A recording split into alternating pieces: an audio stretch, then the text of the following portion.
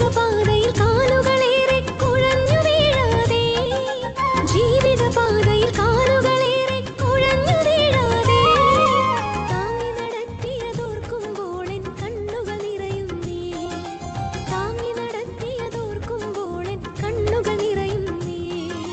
ദൈവം ചെയ്ത നന്മകൾക്കെല്ലാം നന്ദി പറഞ്ഞിടുവാൻ, ദൈവം ചെയ്ത നന്മകൾക്കെല്ലാം നന്ദി പറഞ്ഞിടുവാൻ. നാവിതു പോരാ, നാളിതു പോരാ, ആയുസ്സും ഇതു പോരാ. നാവിതു പോരാ, നാളിതു പോരാ, ആയുസ്സും ഇതു പോരാ.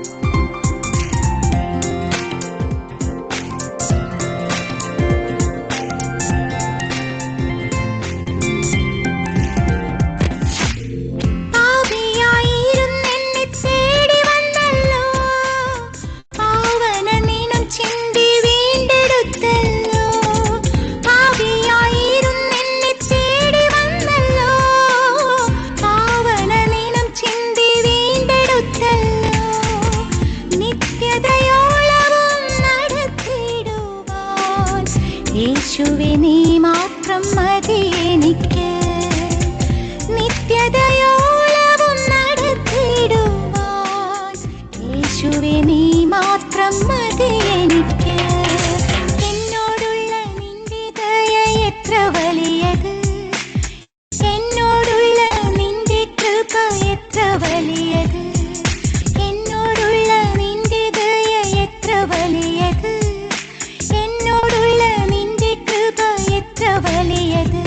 അതു മഞ്ഞുപോലെ എന്നിൽ പൊഴിഞ്ഞു വീഴും, അതു മാറി പോലെ എന്നിൽ പെയ്തിറങ്ങും. പർവ്വതം മാറിയാലും കുന്നുകൾ നീങ്ങിയാലും നിൻ ദയ എന്നെ വിട്ടു മാറുകില്ല. പർവ്വതം മാറിയാലും കുന്നുകൾ നീങ്ങിയാലും നിൻ ദയ എന്നെ വിട്ടു മാറുകില്ല. എന്നോടുള്ള നിന്റെ ദയ എത്ര വലിയത്, എന്നോടുള്ള നിന്റെ കൃപ എത്ര വലിയത്, എന്നോടുള്ള നിന്റെ ദയ എത്ര വലിയത്, എന്നോടുള്ള നിന്റെ കൃപ എത്ര വലിയത്.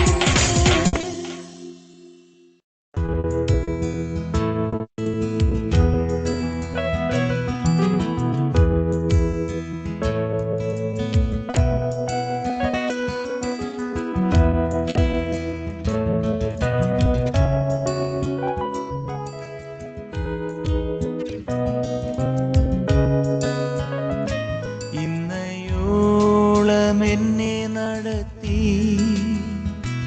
ഇന്നയോളം എന്നെ പുലർത്തി. എൻ്റെ യേശു എത്ര നല്ലവൻ, അവൻ എന്നെന്നും മതിയായവൻ. എൻ്റെ യേശു എത്ര നല്ലവൻ, അവൻ എന്നെന്നും മതിയായവൻ. എൻ്റെ പാപഭാരമെല്ലാം തൻ്റെ ചുമലിൽ ഏറ്റുകൊണ്ട് എനിക്കാ കുരിശിൽ മരിച്ചു. എൻ്റെ യേശു എത്ര നല്ലവൻ, എനിക്കാ കുരിശിൽ മരിച്ചു. എൻ്റെ യേശു എത്ര നല്ലവൻ.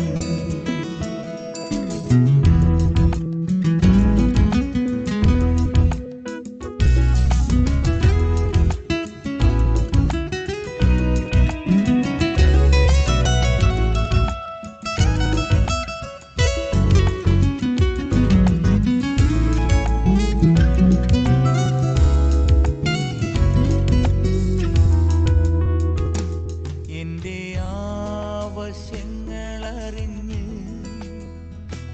ആകാശത്തിൻ കിളിവാതിൽ തുറന്ന് എല്ലാം സമൃദ്ധിയായി നൽകിയിടുന്ന എൻ്റെ യേശു നല്ല ഇടയൻ, എല്ലാം സമൃദ്ധിയായി നൽകിയിടുന്ന എൻ്റെ യേശു നല്ല ഇടയൻ. മനോഭാരത്താൽ അലഞ്ഞ് മനോവേദനയാൽ പിടഞ്ഞ് മനമുരുകി ഞാൻ കരഞ്ഞിടുമ്പോൾ എൻ്റെ യേശു എത്ര നല്ലവൻ, മനമുരുകി ഞാൻ കരഞ്ഞിടുമ്പോൾ എൻ്റെ യേശു എത്ര നല്ലവൻ.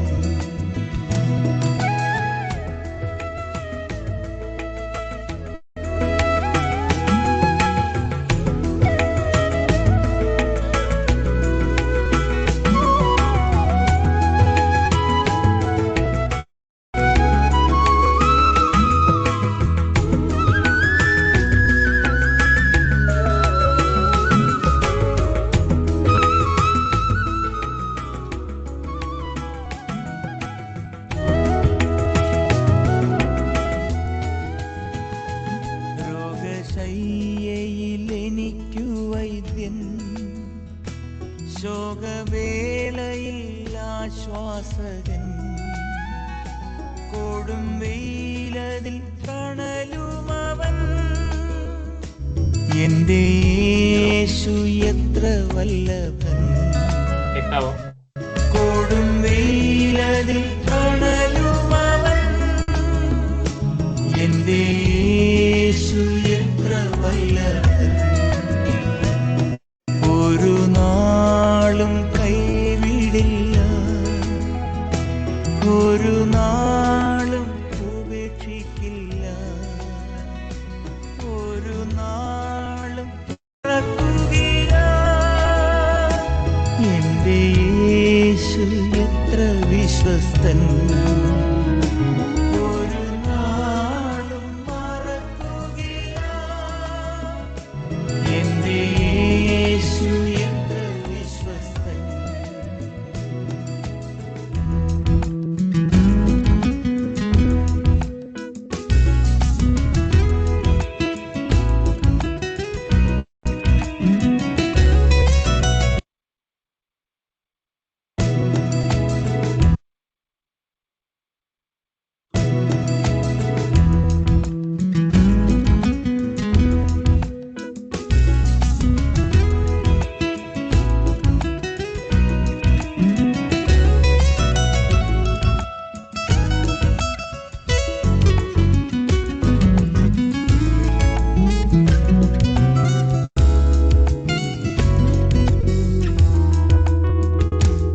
എന്റെ യേശു വന്നിടുമ്പോൾ തിരുമാർവോടണഞ്ഞിടും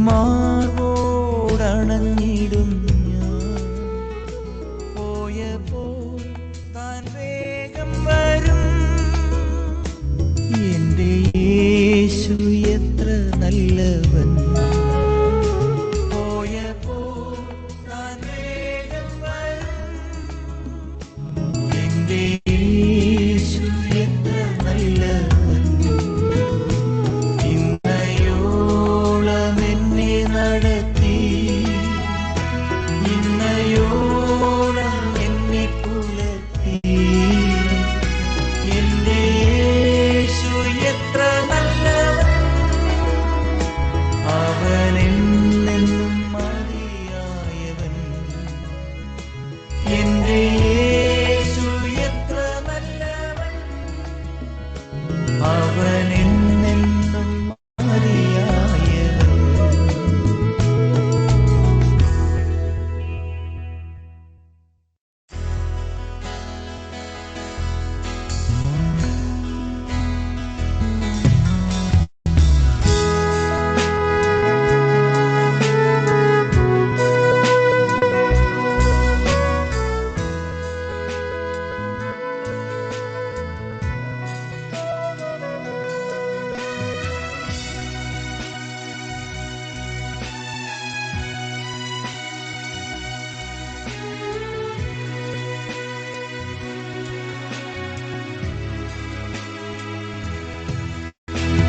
യേശുവേ എൻ നാഥനെ, യേശുവേ എൻ കർത്തനെ, നീയല്ലാതാശ്രയിപ്പാൻ ഭൂവിലാരുള്ളൂ. യേശുവേ എൻ നാഥനെ, യേശുവേ എൻ കർത്തനെ, നിന്നെപ്പോൽ സ്നേഹിതനായി വേറെയാരുള്ളൂ. ഇനി എന്റെ ജീവിതം നിനക്കായി, ഇനിയുള്ള നാളുകൾ നിനക്കായി. ഇനി എന്റെ ജീവിതം നിനക്കായി, ഇനിയുള്ള നാളുകൾ നിനക്കായി.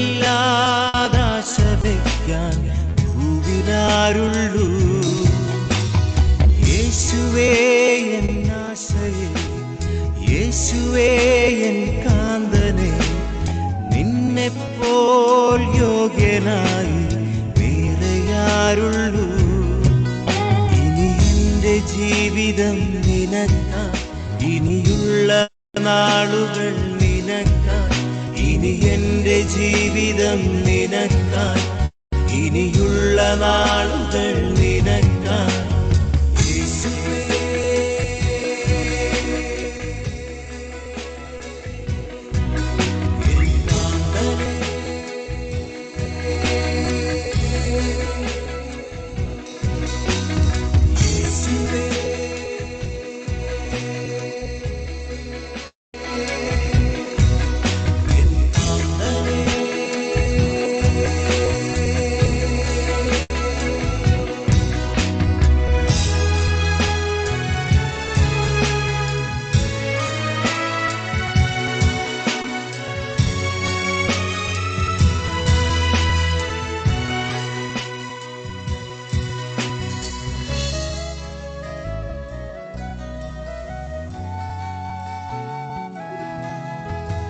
യേശുവേ എന്നോഹരി, എൻ യേശു മാത്രം സർവവും, നീയല്ലാതാഗ്രഹിപ്പാൻ ഭൂവിലാരുള്ളൂ.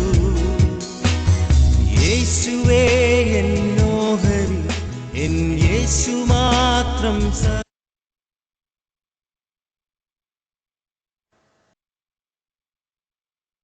നമുക്ക് തുടങ്ങിയാലോ അച്ഛാ? നമുക്ക് തുടങ്ങാമേ. ഹലോ തുടങ്ങാം. ബാക്കിയുള്ളൊരു പുറകെ ചെയ്തത് പ്രാർത്ഥിക്കാം. പിതാവിനും പുത്രനും പരിശുദ്ധ റൂഹായിക്കും സ്തുതി, ആദ്യം മുതൽ എന്നേക്കും തന്നെ ആമീൻ. തൻ്റെ സ്തുതികളാൽ ആകാശവും ഭൂമിയും തൻ്റെ മഹത്വം കൊണ്ട് നിറഞ്ഞിരിക്കുന്ന ബലവാൻ ദൈവം തമ്പുരാൻ പരിശുദ്ധൻ പരിശുദ്ധൻ പരിശുദ്ധൻ ഉയരങ്ങളിൽ ഊശാന. ദൈവമായ കർത്താവിൻ്റെ തിരുനാമത്തിൽ വന്നവനും വരുവാനിരിക്കുന്നവനും വാഴ്ത്തപ്പെട്ടവനാകുന്നു. ഉയരങ്ങളിൽ സ്തുതി. ദൈവമേ നീ പരിശുദ്ധനാകുന്നു, ബലവാനെ നീ പരിശുദ്ധനാകുന്നു, മരണമില്ലാത്തവനെ നീ പരിശുദ്ധനാകുന്നു. ഞങ്ങൾക്ക് വേണ്ടി ക്രൂശിക്കപ്പെട്ടവനെ ഞങ്ങളോട് കരുണ ചെയ്യണമേ.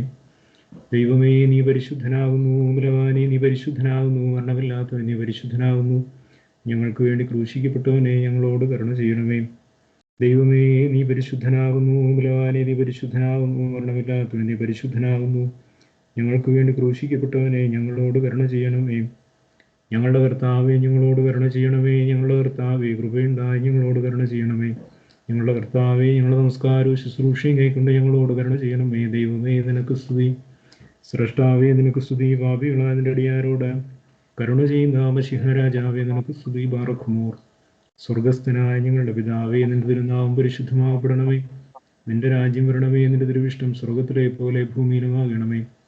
അന്നു വേണ്ടുന്ന ആഹാരം ഞങ്ങൾക്ക് തരണമേ. ഞങ്ങളുടെ കടക്കാരോട് ഞങ്ങൾ ക്ഷമിച്ചതുപോലെ ഞങ്ങളുടെ കടങ്ങളും പാപങ്ങളും ഞങ്ങളോട് ക്ഷമിക്കണമേ. പരീക്ഷയിലേക്ക് ഞങ്ങളെ പ്രവേശിപ്പിക്കരുതേ, പിന്നെയോ ദുഷ്ടങ്ങൾ ഞങ്ങളെ രക്ഷിച്ചു കൊള്ളണമേ. എന്തുകൊണ്ടെന്നാൽ രാജ്യവും ശക്തിയും മഹത്വവും എന്നേക്കും നിനക്കുള്ളതാകുന്നു. ആമീൻ.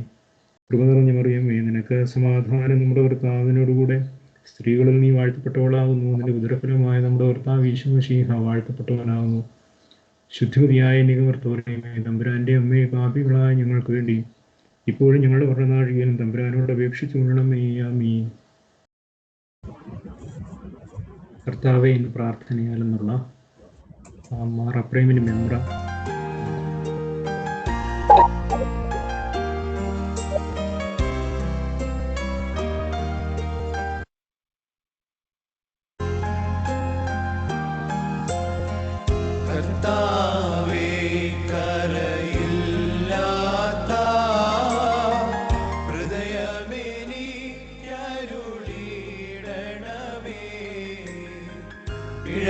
അധികാരം ചെയ്തതിനാ മുന്നേ കാളതും വഷളായി. കർത്താവേ പ്രാർത്ഥനയാ സുസ്ഥിരവും ശുദ്ധിയുമുള്ള നിന്നാത്മാവിനെ എന്നുള്ളിൽ നന്നായൊന്നു പുതുക്കണമേ.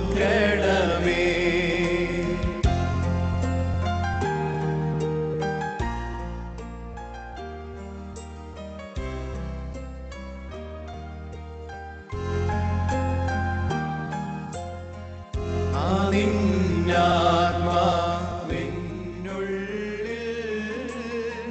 ദിവസം പ്രതി പാർത്തിടണമേ മൗനം ദീക്ഷിക്കാതെ സമാധാനത്തോടത്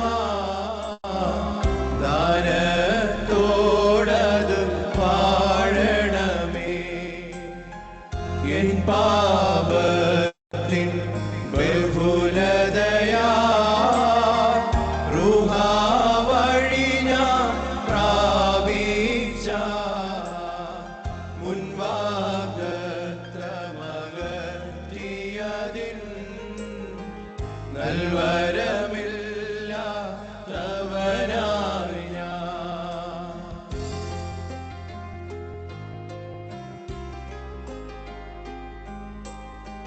കർത്താവേ തിരുവേദത്തിൽ രാപ്പകൽ ധ്യാനത്തോടും നിൻ സ്തുതിയാൽ തെളിവോടുമിരിക്കും നിർമ്മല ചിത്തം നൽകണമേ.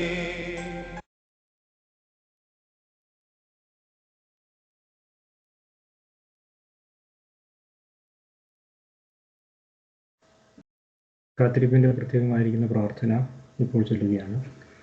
ബാറഖ്മോർ ആശ്വാസപ്രദനായ പരിശുദ്ധാത്മാവ് എഴുന്നള്ളി വരണമേ. സിഹിയൻ മാളികയിൽ ഉപവാസത്തോടും പ്രാർത്ഥനയോടും കാത്തിരുന്ന ശിഷ്യന്മാരുടെ മേൽ വിളർന്ന അഗ്നിനാവുകളുടെ സാദൃശ്യത്തിൽ ഇറങ്ങി ആവസിച്ച അവിടുന്ന് വിശുദ്ധ മാമോദീസായി മൂറോൻ അഭിഷേകവും മൂലം ഞങ്ങളെ വസിക്കുന്നു. ഞങ്ങളുടെ പാപവും ഉദാസീനതയും നിമിത്തം പലപ്പോഴും ഞങ്ങൾ ചാരം കൊണ്ട് മൂടപ്പെട്ട തീക്കനൽ പോലെ ജ്വലിക്കാതെ ഇരിക്കുന്നു.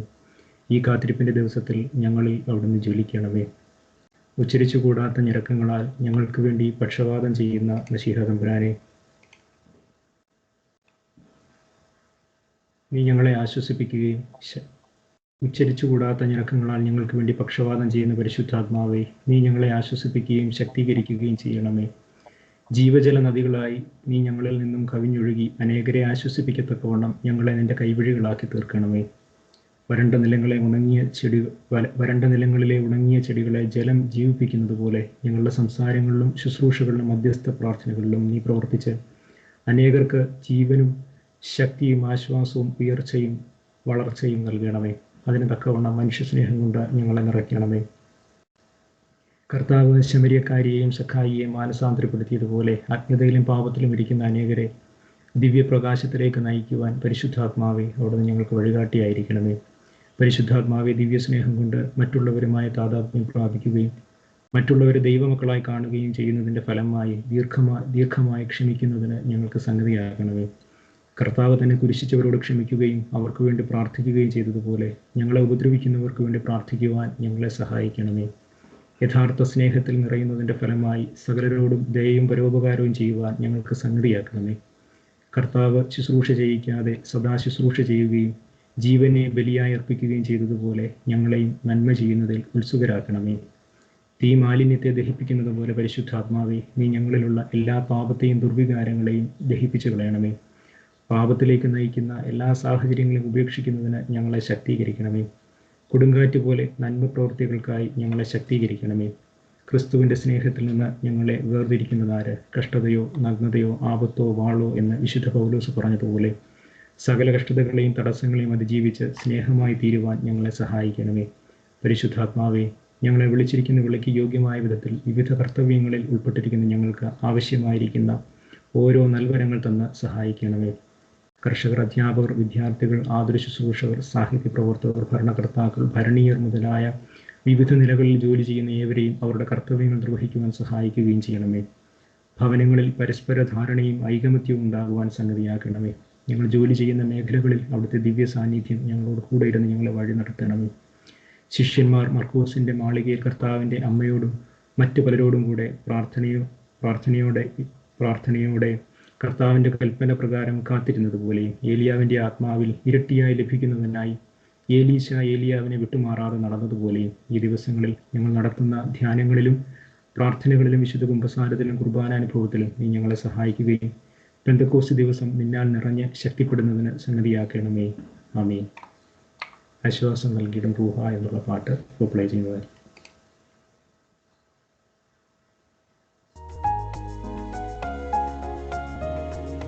ആ ആശ്വാസം നൽകും റൂഹാ, ഈ പരിപാവനമാം നാളിൽ ദീനാവിന്നവിധം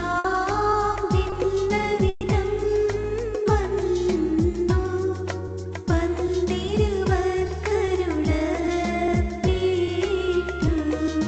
മാനസധൈര്യമവർക്കേകി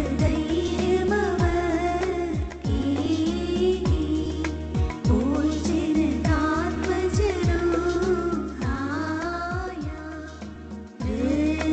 ഋത്വത്തിൻ മർമ്മം സൃഷ്ടികളോടുദ്ഘോഷിച്ച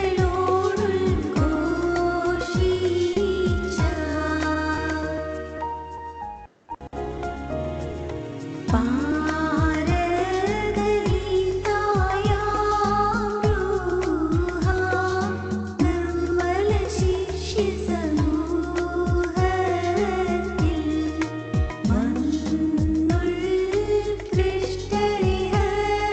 മന്നുൾകൃഷ്ടരഹസ്യത്തെ ഭൂതല ഭാഷകളിൽ ചൊല്ലുന്നു ജനകസുരാത്മാവിൻ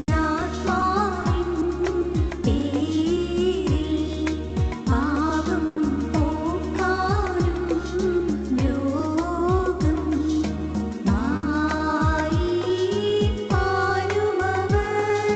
മായിപ്പാനുമവർക്കധികാരം ദാനം ചെയ്തു. പ്രാർത്ഥന ചൊല്ലാമോ?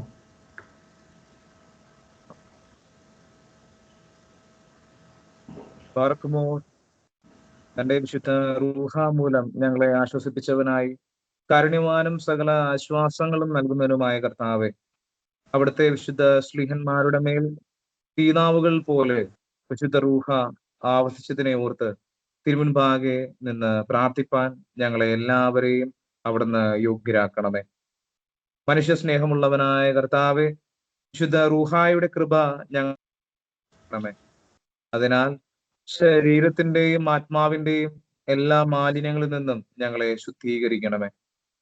ആത്മീയമായി നടക്കുകയും ജഡമോഹങ്ങളെ ഉപേക്ഷിച്ചുകൊണ്ട് ആത്മീയ നടപടികളിൽ ഞങ്ങളെ സുസ്ഥിരമാക്കുകയും ചെയ്യണമേ.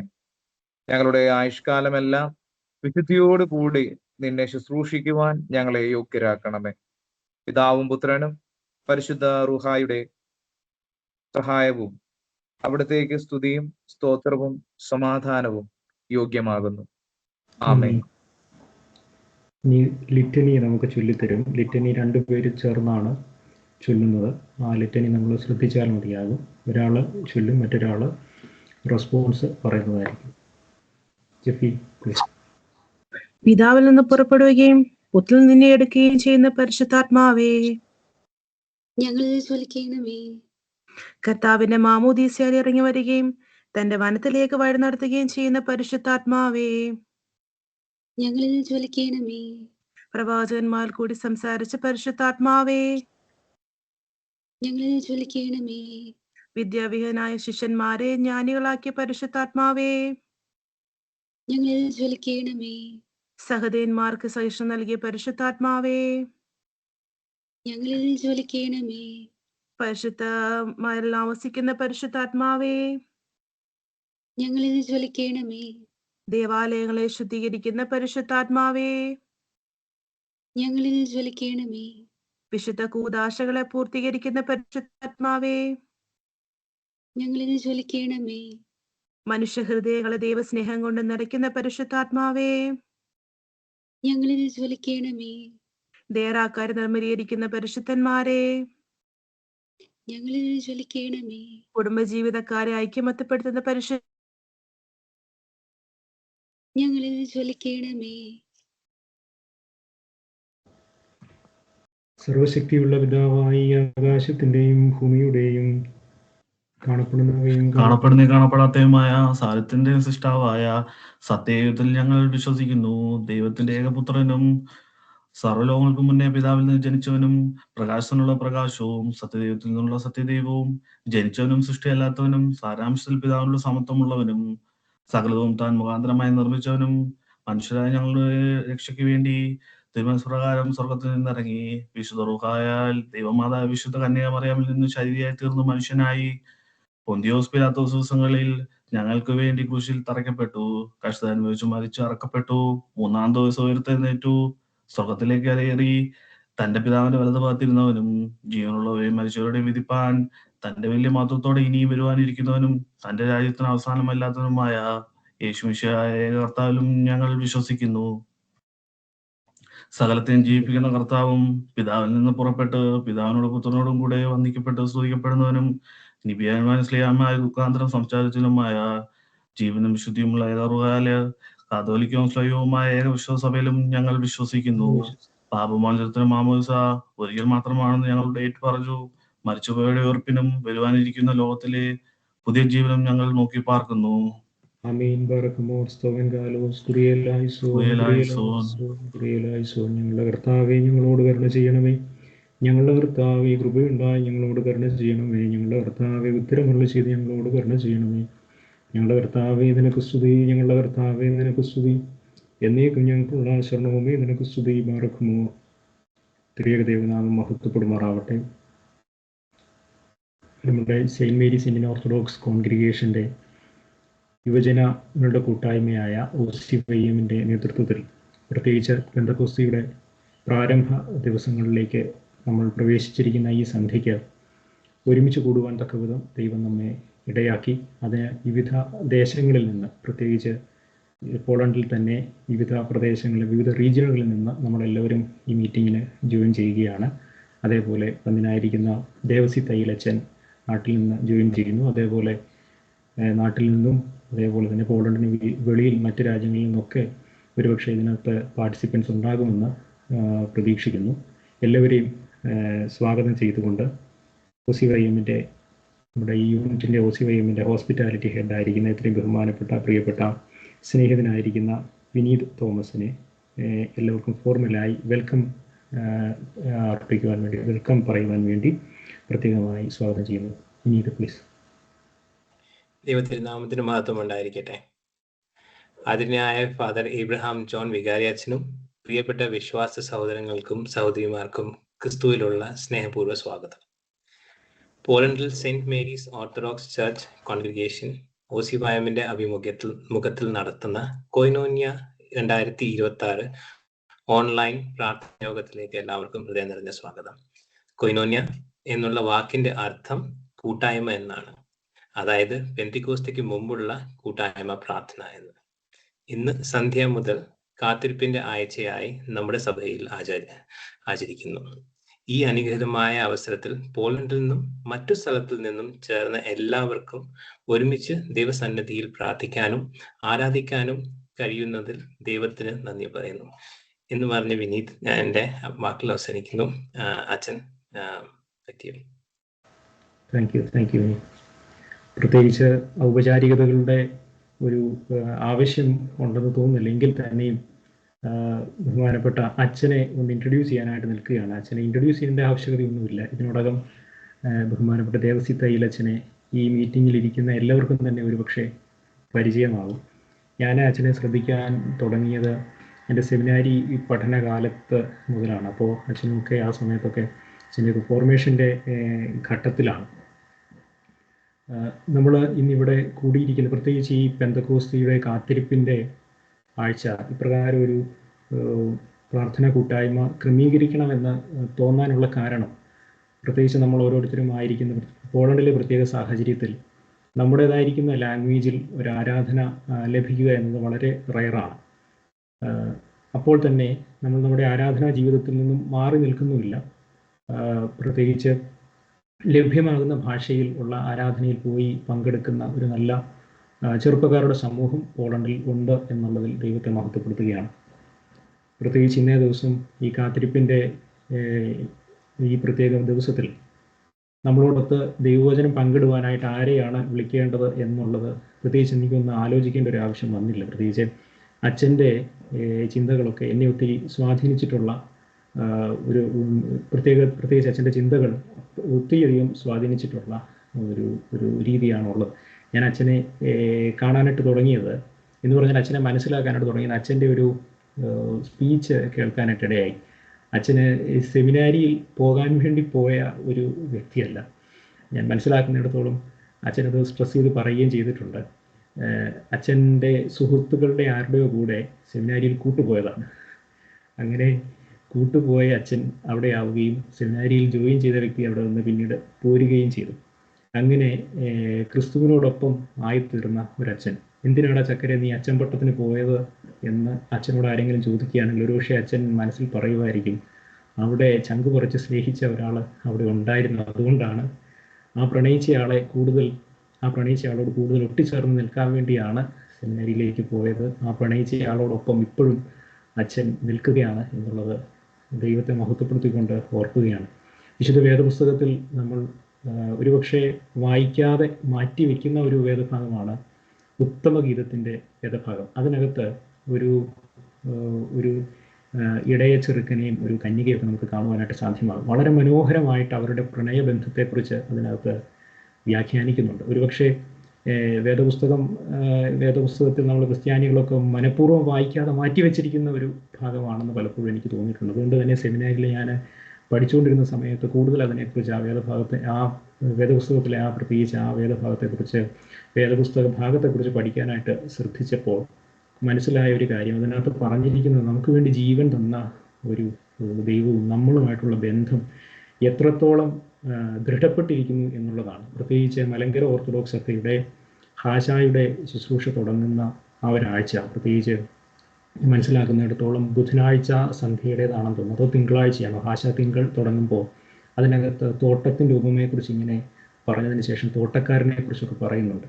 ഇതെന്തിനായി പറയുന്നതെന്ന് ചോദിച്ചാൽ ഈ ദൈവവും മനുഷ്യനും തമ്മിലുള്ള ബന്ധം എത്രത്തോളം ദൃഢതരമായിരിക്കുന്നു എന്നുള്ളത് പറഞ്ഞു വയ്ക്കുകയാണ്.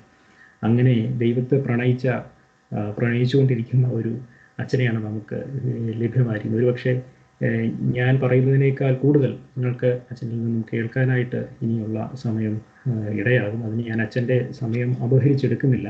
പ്രത്യേകിച്ച് കാത്തിരിപ്പിൻ്റെ കോണ്ടെക്സ്റ്റ് എന്ന് പറയുന്നത് ശിഷ്യന്മാരെല്ലാവരും തന്നെ ഒരുമിച്ച് കൂടിയിരുന്നു എന്നുള്ളതാണ്. ഒരുമിച്ച് കൂടിയിരുന്നപ്പോൾ പെട്ടെന്ന് ആകാശത്ത് നിന്ന് കൊടുങ്കാറ്റിൻ്റെ ശബ്ദം പോലെ ഒരു ശബ്ദം വന്ന് അവർ ചിന്തിരുന്ന വീട് മുഴുവൻ നിറച്ചു എന്ന് അപ്പോസ്തല പ്രവർത്തനം 2-ാം അധ്യായം 2-ാം വാക്യത്തിൽ കാണുവാനായിട്ട് നമുക്ക് സാധ്യമാകും. അതേപോലെ തന്നെ അപ്പോസ്തല പ്രവർത്തനം 2-ാം അധ്യായം 17-18 വാക്യങ്ങളിൽ അന്ത്യനാളുകളിൽ ഞാൻ സകല മാംസത്തിന്മേലും എൻ്റെ ആത്മാവിനെ പകരും എന്ന വാഗ്ദാനം അതിനകത്ത് പറയുന്നുണ്ട്. അപ്പോൾ ആ വാഗ്ദാനം നമ്മിൽ നിറവേറുവാൻ വേണ്ടിയിട്ടാണ് നമ്മൾ കാത്തിരിക്കുന്നത്. പല കാത്തിരിപ്പുകളെക്കുറിച്ച് നമുക്കറിയാം. നമ്മുടെ ജീവിതത്തിൽ പല വ്യത്യസ്തങ്ങളായിരിക്കുന്ന കാത്തിരിപ്പുകളുടെയൊക്കെ ഒരു അവസാനമായിരിക്കും ഒരുപക്ഷെ നമ്മളിപ്പോൾ ആയിരിക്കുന്ന സാഹചര്യങ്ങൾ. ഇപ്പോഴും കാത്തിരിപ്പിന് വിരാമമൊന്നും ഇട്ടിട്ടില്ല, വീണ്ടും കാത്തിരിക്കുകയാണ് പലതിനു വേണ്ടി. അപ്പോൾ ഇന്ന് നമ്മൾ ഈ ഒരുമിച്ച് കാത്തിരിക്കുന്നത് എന്തിനു വേണ്ടിയാണ് എന്ന് അച്ഛൻ നമ്മളോട് ഭാഗ്യം പറഞ്ഞു തരും. ഒരിക്കൽ കൂടി നമ്മുടെ ഈ ചെറിയ കൂട്ടായ്മയിലേക്ക് പറഞ്ഞപ്പോൾ തന്നെ യാതൊരു ബുദ്ധിമുട്ടും കൂടാതെ ഇപ്പോൾ രാത്രി അവിടെ നാട്ടിൽ 10:30 മണി കഴിഞ്ഞ് കാണും. അച്ഛൻ നമ്മളോടൊപ്പം സംബന്ധിക്കുകയാണ്. അച്ഛനെ ഹൃദയപൂർവ്വം സ്വാഗതം ചെയ്യുന്നു. അതേപോലെ വന്നു ചേർന്നിരിക്കുന്ന എല്ലാ പ്രിയപ്പെട്ടവരെയും ഓൺലൈൻ പ്രാർത്ഥന കൂട്ടായ്മയിലേക്ക് സ്വാഗതം ചെയ്തുകൊണ്ട് ദൈവവചനത്തിൽ നിന്ന് നമ്മളോട് പങ്കിടുവാനായി അച്ഛനെ ഹൃദയംഗമായിട്ട് ക്ഷണിക്കുന്നു. അച്ഛാ പ്ലീസ്.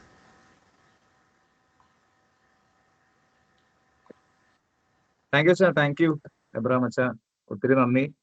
ആദ്യമേ എല്ലാവർക്കും ഒത്തിരി നന്ദി പറയാണ്, അവസാനം ഒരു നന്ദി പറയാം. എങ്കിലും Saint Mary's Indian Orthodox congregation പോളണ്ടിലെ അവിടെ നിന്ന് നമ്മുടെ എബ്രഹാം അച്ഛൻ എന്നെ വിളിച്ചായിരുന്നു. പ്രത്യേകിച്ച് അവിടുത്തെ യൂത്ത് മൂവ്മെന്റ് OCYMന്റെ നേതൃത്വത്തിലാണ് നടത്തുന്നത്. അപ്പോൾ പ്രത്യേകമായിട്ട് എല്ലാവർക്കും അഭിനന്ദനങ്ങൾ തരാണ്. കാരണം നമ്മളിപ്പോ ഈ കൊയിനോനിയ അതിന്റെ വചനം എഴുതി വെച്ചിരിക്കുന്നത് ഇങ്ങനെയാണല്ലേ, Acts 2:1 when the day of Pentecost had come they were all together in one place. നമ്മൾ ഇതുപോലെ ഒരു പ്ലേസിലായിരിക്കണം. ഡിജിറ്റൽ പ്ലാറ്റ്ഫോമിൽ ഇപ്പൊ നമ്മൾ എല്ലാവരും കൂടി ഇങ്ങനെ ഉന്നീർന്നിരിക്കുന്നതാണ്. കേൾക്കാൻ പറ്റുന്നുണ്ട്? എല്ലാവർക്കും കേൾക്കാൻ പറ്റുന്നുണ്ടല്ലോ? കേൾക്കാൻ പറ്റുന്നുണ്ടെങ്കിൽ ഒരു തംസപ്പ് ഒന്ന് ഇട്ടേക്കാം. കേൾക്കാം. ഓക്കെ. അപ്പോ ഒത്തിരി സന്തോഷം എല്ലാവരെയും കാണാൻ പറ്റിയതിൽ, ഇങ്ങനെ ഒരു അവസരം കിട്ടിയതിൽ. ഇങ്ങനെ എനിക്ക് ഇന്നിങ്ങനെ കുറച്ചേരം ഇരിക്കുകയായിരുന്നു. കുർബാനയൊക്കെ കഴിഞ്ഞിട്ട് ഇങ്ങനെ എന്ത് പറയണം അന്ന് തൊട്ട് ഇങ്ങനെ മനസ്സിലുണ്ടെങ്കിലും ഇങ്ങനെ പെട്ടെന്ന് മനസ്സിൽ വന്ന കുറച്ച് ചിന്തകളും ഇതൊക്കെ അങ്ങ് പറയാനായിട്ടാണ്. അല്ലെ, പരിശുദ്ധാത്മാവാണല്ലോ നമ്മളിങ്ങനെ നയിക്കേണ്ടത്. അപ്പൊ എന്തായാലും ഇന്ന് 7 മണിക്ക് നിങ്ങളുടെ എല്ലാവരും ഓഫീസിലൊക്കെ പോയി കഴിഞ്ഞ് തിരിച്ചു വന്ന് ഒന്ന് എല്ലാവർക്കും ഒന്ന് റിഫ്രഷ് ആവുന്ന സമയമൊക്കെയാണ്. എങ്കിലും നിങ്ങൾ എല്ലാവരും ഈ ഒരു സമയം ഇതിനു വേണ്ടിയിട്ട് മാറ്റിവെച്ചു. അപ്പൊ ആദ്യമേ നിങ്ങൾക്ക് എല്ലാവർക്കും ഒത്തിരി അഭിനന്ദനങ്ങൾ പറയാണ്. കാരണം നമുക്ക് ഈശോയ്ക്ക് വേണ്ടിയിട്ട് നമ്മൾ ഒരു ടൈം മാറ്റിവെച്ചാൽ ഒരിക്കലും നമുക്കത് നഷ്ടമല്ല, അല്ലെ? നമ്മൾ ദൈവത്തെ സീരിയസ് ആയിട്ട് എടുത്താൽ ദൈവം നമ്മളെ സീരിയസ് ആയിട്ട് എടുക്കുന്നതാണ്. അപ്പൊ അതുകൊണ്ട് നിങ്ങൾക്ക് ദൈവം ഒരു അവസരം തന്നിട്ടുണ്ടെങ്കിൽ, നിങ്ങൾക്ക് ഇവിടെ ഇരിക്കുന്നുണ്ടെങ്കിൽ ദൈവം നിങ്ങളുടെ ജീവിതത്തിൽ ഇടപെടുന്നുണ്ട് എന്ന് തീർച്ചയായിട്ടും വിശ്വസിക്കാം. കാത്തിരിപ്പ് നമ്മുടെ ലൈഫിൽ എല്ലാവരും കാത്തിരിക്കുന്നവരാണ്. കാത്തിരിക്കാത്തവരായിട്ട് ആരും ഇല്ല, അല്ലെ? നമ്മള് അയച്ച മെസ്സേജിന്റെ റിപ്ലൈക്ക് വേണ്ടിയിട്ട് നമ്മളിങ്ങനെ കാത്തിരിക്കും, അല്ലെ? അയാൾ മെസ്സേജ് കണ്ടിട്ടും റിപ്ലൈ വരാതിരിക്കുമ്പോൾ നമുക്ക് ഒരു ടെൻഷനാണ്, അല്ലെങ്കിൽ നമുക്കൊരു അസ്വസ്ഥതയാണ്, എന്താണ് വരാത്തത്. അല്ലെങ്കിൽ നമ്മൾ ഒരു റെസ്റ്റോറന്റിൽ പോയിട്ട് നമ്മൾ ഫുഡ് ഓർഡർ ചെയ്തിട്ട് നമ്മളിങ്ങനെ ഒരു കാത്തിരിപ്പുണ്ട്. അല്ലെങ്കിൽ നമ്മൾ എവിടെയെങ്കിലും പോകാൻ വേണ്ടിയിട്ട് ആരെങ്കിലും നോക്കിയിരിക്കുന്ന സമയത്ത് നമ്മൾ ഇങ്ങനെ കുറച്ചു നേരം വെയിറ്റ് ചെയ്തിരിക്കാറുണ്ട്. എന്തിനിവിടെ ചൂണ്ടയിട്ട് നമ്മൾ മീനിനെ പിടിക്കാൻ വേണ്ടി വരെ നമ്മളൊരു കാത്തിരിപ്പുണ്ട്. എല്ലായിടത്തും ഒരു കാത്തിരിപ്പുണ്ട്. നമ്മുടെ ഒരു ചോദ്യം എന്ന് പറയുന്നത് ഇതാണ്: നമ്മുടെ കാത്തിരിപ്പ് പ്രത്യാശയുള്ള കാത്തിരിപ്പാണോ, അല്ലെങ്കിൽ നിരാശയുള്ള കാത്തിരിപ്പാണോ? അതാണ് നമ്മുടെ ചോദ്യം. നിങ്ങൾ എല്ലാവരും കണ്ടിട്ടുണ്ടോ എന്നറിയില്ല, നമുക്ക് എല്ലാവർക്കും കേട്ടിട്ടുള്ള ഒരു പാട്ടാണ്. നമ്മുടെ ഈ 1000 കണ്ണുമായി കാത്തിരുന്നു നിന്നെ ഞാൻ. ഇതൊരു സിനിമയിലെ, നമ്മുടെ ഒരു പഴയ സിനിമയിലെ പാട്ടാണ്. ഈ നോക്കത്താ ദൂരത്ത് കണ്ണുനട്ട് എന്ന് പറയുന്ന ഒരു സിനിമയുണ്ട്. അപ്പൊ ആ സിനിമയിൽ വളരെ രസകരമായിട്ടുള്ള ഒരു രംഗമുണ്ട്. ഈ അമ്മച്ചിയുടെ വീടിന്റെ പുറത്ത് ഇങ്ങനെ ഒരു കോളിംഗ് ബെല്ലുണ്ട്. അപ്പൊ ഈ കോളിംഗ് ബെല്ല് നോക്കിയിട്ട് ഒരു ദിവസം എന്താ പറയാ, ഈ പിള്ളേരൊക്കെ വന്നിട്ട് ഈ കോളിംഗ് ബെല്ല് അടിച്ചിട്ട് ഓടിപ്പോകും. അമ്മച്ചി ഡോറ് തുറന്നു വരുമ്പോഴത്തേക്കും പിള്ളേര് ഓടിപ്പോയിട്ടുണ്ടാവും. എല്ലാം കുസൃതി പിള്ളേരാണല്ലോ. അപ്പൊ അമ്മച്ചി വരും. അമ്മച്ചിക്ക് ഈ കോളിംഗ് ബെല്ല് എടുത്ത് ഊരി മാറ്റി വെക്കായിരുന്നു. പക്ഷെ അമ്മ എടുത്ത് മാറ്റണില്ല. കാരണം അമ്മച്ചി തന്റെ കൊച്ചുമകളെ കാത്തിരിക്കുന്നതാണ്. ഒരിക്കലും തന്റെ കൊച്ചുമകള് തന്നെ നോക്കി വരും. അപ്പോ അവള് ഈ കോളിംഗ് ബെല്ല് അടിക്കാൻ വേണ്ടിയിട്ടാണ് ഇത് വെച്ചിരിക്കുന്നത്. അങ്ങനെ കുറെ നാളുകൾക്ക് ശേഷം ഈ കൊച്ചുമകൾ വന്നു കഴിയുമ്പോഴത്തേക്കും കോളിംഗ് ബെല്ല് അടിക്കാനുണ്ട്. അമ്മച്ചി ഈ കോളിംഗ് ബെല്ലിന്റെ അടുത്ത് നിന്നിട്ട് ഈ കൊച്ചുമകളോട് പറയണാണ്: നിനക്കറിയോ ഈ കോളിംഗ് ബെല്ല് എന്താണ് ഞാൻ മാറ്റാതിരുന്നതെന്ന്? നിനക്ക് വേണ്ടിയിട്ട് ഞാൻ വെച്ചതാണ് എന്നൊക്കെ പറഞ്ഞ് അങ്ങനെ ആ ഒരു സിനിമ ഇങ്ങനെ പോവാണ്. അതിൽ അവൾക്ക് ഒരു മാരകമായിട്ടുള്ള ഒരു അസുഖമൊക്കെ വരുന്നുണ്ട്. എന്നിട്ട് അവളെ അവസാനം ചികിത്സിക്കാൻ വേണ്ടിയിട്ട് കൊണ്ടുപോകണം. ഈ കൊണ്ടുപോകുന്ന സമയത്ത് ഒരു രംഗം, ഇവള് വന്നു കഴിയുമ്പോഴത്തേക്ക് ഈ അമ്മച്ചി കോളിംഗ് ബെല്ല് എടുത്ത് ഊരി മാറ്റി വെക്കും. കാരണം അമ്മച്ചി ഇത്രനാളും കാത്തിരുന്നത് ആർക്ക് വേണ്ടിയിട്ടായിരുന്നു? ഈ കൊച്ചുങ്ങൾക്ക് വേണ്ടിയിട്ടായിരുന്നു. അവള് വന്നു കഴിഞ്ഞപ്പോഴത്തേക്കും ഇതങ്ങ് എടുത്ത് ഊരി മാറ്റി വെക്കണാണ്. ഇവളെ ട്രീറ്റ്മെന്റിന് കൊണ്ടുപോകുന്ന സമയത്ത്, അങ്ങനെയാണ് ആ സിനിമ അവസാനിക്കുന്നത്. ട്രീറ്റ്മെന്റിന് കൊണ്ടുപോകുന്ന സമയത്ത് അമ്മച്ചി വീണ്ടും ആ കോളിംഗ് ബെല്ല് എടുത്തുകൊണ്ട് വന്നിട്ട് ഇങ്ങനെ പയ്യെ ഫിറ്റ് ചെയ്യാണ്. അതോടുകൂടി ആ സിനിമ തീരാണ്. ഇങ്ങനെ എഴുതി കാണിക്കുകയാണ്: അവർ മാത്രം കാത്തിരുന്നു, അവൾ തിരിച്ചു വരുമെന്ന്. അവൾ തിരിച്ചു വരുമെന്ന് ഓർത്ത് അമ്മച്ചി കാത്ത് ഇരിക്കുകയാണ്. വീണ്ടും കോളിംഗ് ബെല്ലിന്റെ ശബ്ദം കേൾക്കാനായിട്ട് അമ്മച്ചി ഇരിക്കുകയാണ്. അപ്പൊ പ്രിയപ്പെട്ടവരെ, നമ്മളും കാത്തിരിക്കുന്നവരാണ്. നമ്മുടെ വീട്ടിന്റെ ചിലപ്പോൾ ചിലവർ വീടിന്റെ പണി നടന്നുകൊണ്ടിരിക്കുന്നുണ്ടാവും. അതിന്റെ പൂർത്തീകരണത്തിന് വേണ്ടിയുള്ള ഒരു കാത്തിരിപ്പുണ്ടാവും. ചില കടങ്ങൾ വീട്ടാനുള്ള ഒരു കാത്തിരിപ്പുണ്ടാവും. നമ്മുടെ വീട്ടിൽ പോകാനുള്ള ഒരു കാത്തിരിപ്പുണ്ടാവും. നമ്മൾ പഠിച്ച ഒരു നല്ലൊരു ജോലി ചിലപ്പോൾ കിട്ടാത്തതിന്റെ ഒരു ടെൻഷൻ ഉണ്ടാവും. അതിനു വേണ്ടിയിട്ടുള്ള ഒരു കാത്തിരിപ്പുണ്ടാവും. അങ്ങനെ കാത്തിരിപ്പുകളുടെ ലിസ്റ്റ് ഇങ്ങനെ കൂടിക്കൊണ്ടിരിക്കുന്നതാണ്. ഈ കാത്തിരിപ്പിന്റെ സമയത്ത് നിങ്ങളുടെ മൈൻഡ് എങ്ങനെയാണ് എന്നുള്ളതാണ് എന്റെ ചോദ്യം. ഭയങ്കര ടെൻസ്ഡ് ആണോ, കൺഫ്യൂസ്ഡ് ആണോ, ഭയങ്കര പ്രത്യാശയിലാണോ, അല്ലെങ്കിൽ നിരാശയിലാണോ എന്നുള്ളതാണ് നമ്മുടെ ചോദ്യം. നമ്മൾ വചനത്തിൽ കാണുന്ന ഒരു രംഗമുണ്ട്. 12 വർഷം രക്തസ്രാവമുള്ള ഒരു സ്ത്രീയെ ഈശോ സുഖപ്പെടുത്തുന്നുണ്ട്. അപ്പോ സുഖപ്പെടുത്തുന്ന സമയത്ത് ഇവള് ഈശോയുടെ വസ്ത്രത്തിൽ തൊടുകയാണ്. അങ്ങനെ അവളാണ് സൗഖ്യം പ്രാപിക്കുന്നത്. 12 വർഷം രക്തസ്രാവം ഉണ്ടായിരുന്ന ആ സ്ത്രീ. നമുക്ക് വേണമെങ്കിൽ ഇങ്ങനെ ചോദിക്കാം, ഒരു മാനുഷികമായിട്ട് വേണമെങ്കിൽ നമുക്ക് ഇങ്ങനെ ചോദിക്കാം, ഈ 12 വർഷം ഈശോ എവിടെയായിരുന്നു? ഈ 12 വർഷത്തിന് എന്തിനാണ് ഇത്രയും ഒരു വലിയൊരു ഗ്യാപ്പ് ഇട്ടത്? ഈശോയ്ക്ക് അതിനു മുമ്പ് കണ്ടുമുട്ടാൻ പാടില്ലായിരുന്നു? എന്തുകൊണ്ടാണ് ഈ ഒരു 12 വർഷം? എനിക്ക് തോന്നുന്നത് അങ്ങനെ ഒരു ചോദ്യത്തിന് പ്രസക്തി ഇല്ലെന്ന് തോന്നുന്നുണ്ട്. കാരണം ഈശോയ്ക്ക് തൊടാനുള്ള സമയം ഈ 12ാമത്തെ വർഷമായിരുന്നു. ഈ 12ാമത്തെ വർഷമായിരുന്നു ഈശോയ്ക്ക് തൊടാനുള്ള സമയം.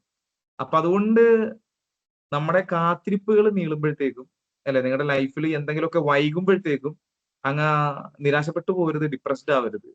ദൈവത്തിന് കറക്റ്റ് സമയമുണ്ട്, അല്ലെ? നമ്മൾ വചനത്തിൽ കാണുന്നുണ്ട് വിതയ്ക്കാൻ ഒരു സമയം, കൊയ്യാൻ ഒരു സമയം, അല്ലെ? ജെറമ്യാപ്രവാചകന്റെ പുസ്തകം 29:11 നമ്മൾ എന്നാ വായിക്കണത്?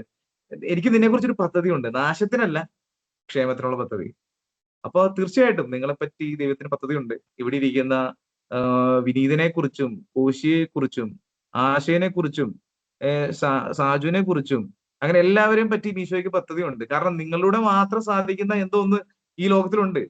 അപ്പൊ അതുകൊണ്ട് നമ്മുടെ കാത്തിരിപ്പുകള് പ്രത്യാശയുള്ളതാവട്ടെ.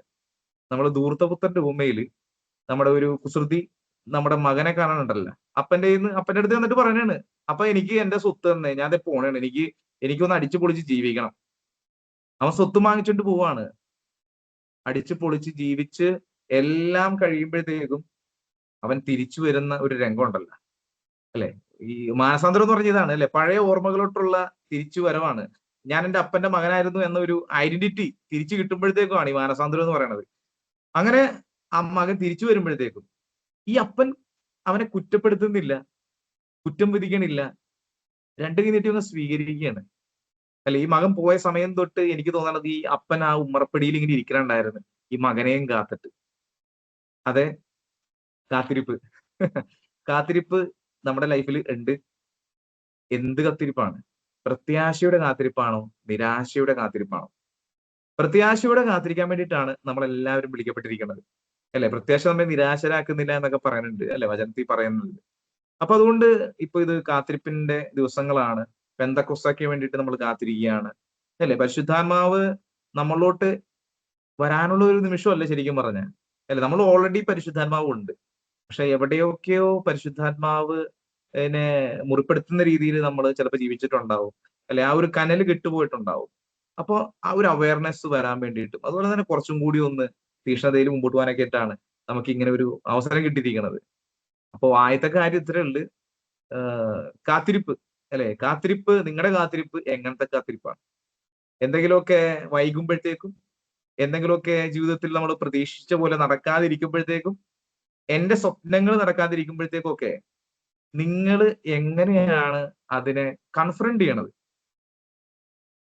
ഇനി നമ്മൾ സുവിശേഷത്തിലോട്ടൊന്ന് പോവാം.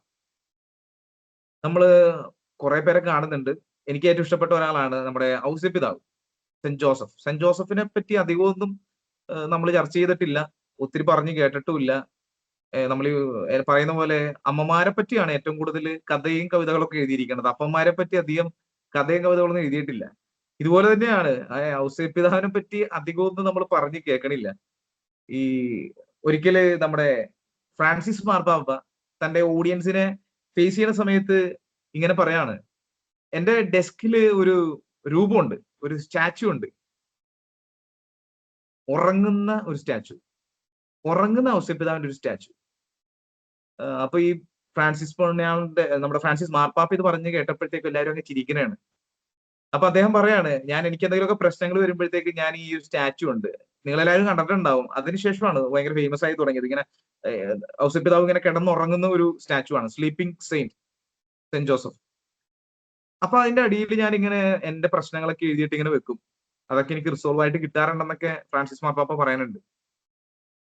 അപ്പൊ ജസ്റ്റ് നമുക്കൊന്ന് സൂം ചെയ്ത് നോക്കിയാലോ, നമ്മളെ ആ ഔസേപ്പിതാവിന്റെ ലൈഫ് ഒന്ന് നമുക്കൊന്ന് നോക്കാം, അല്ലെ? ഔസേപ്പിതാവ് എങ്ങനെയാണ് തന്റെ ലൈഫിൽ വന്ന ഈ പ്രശ്നങ്ങളെ കൺഫ്രണ്ട് ചെയ്തത്, അല്ലെ? ഈ സ്ലീപ്പിംഗ് സെയിന്റ്, അല്ലെ? നിങ്ങളൊക്കെ കറക്റ്റ് ആയിട്ട് ഉറങ്ങാറുണ്ടോ? ആവശ്യത്തിന് ഉറക്കമൊക്കെ കിട്ടാറുണ്ടോ എന്നെനിക്കറിയില്ല.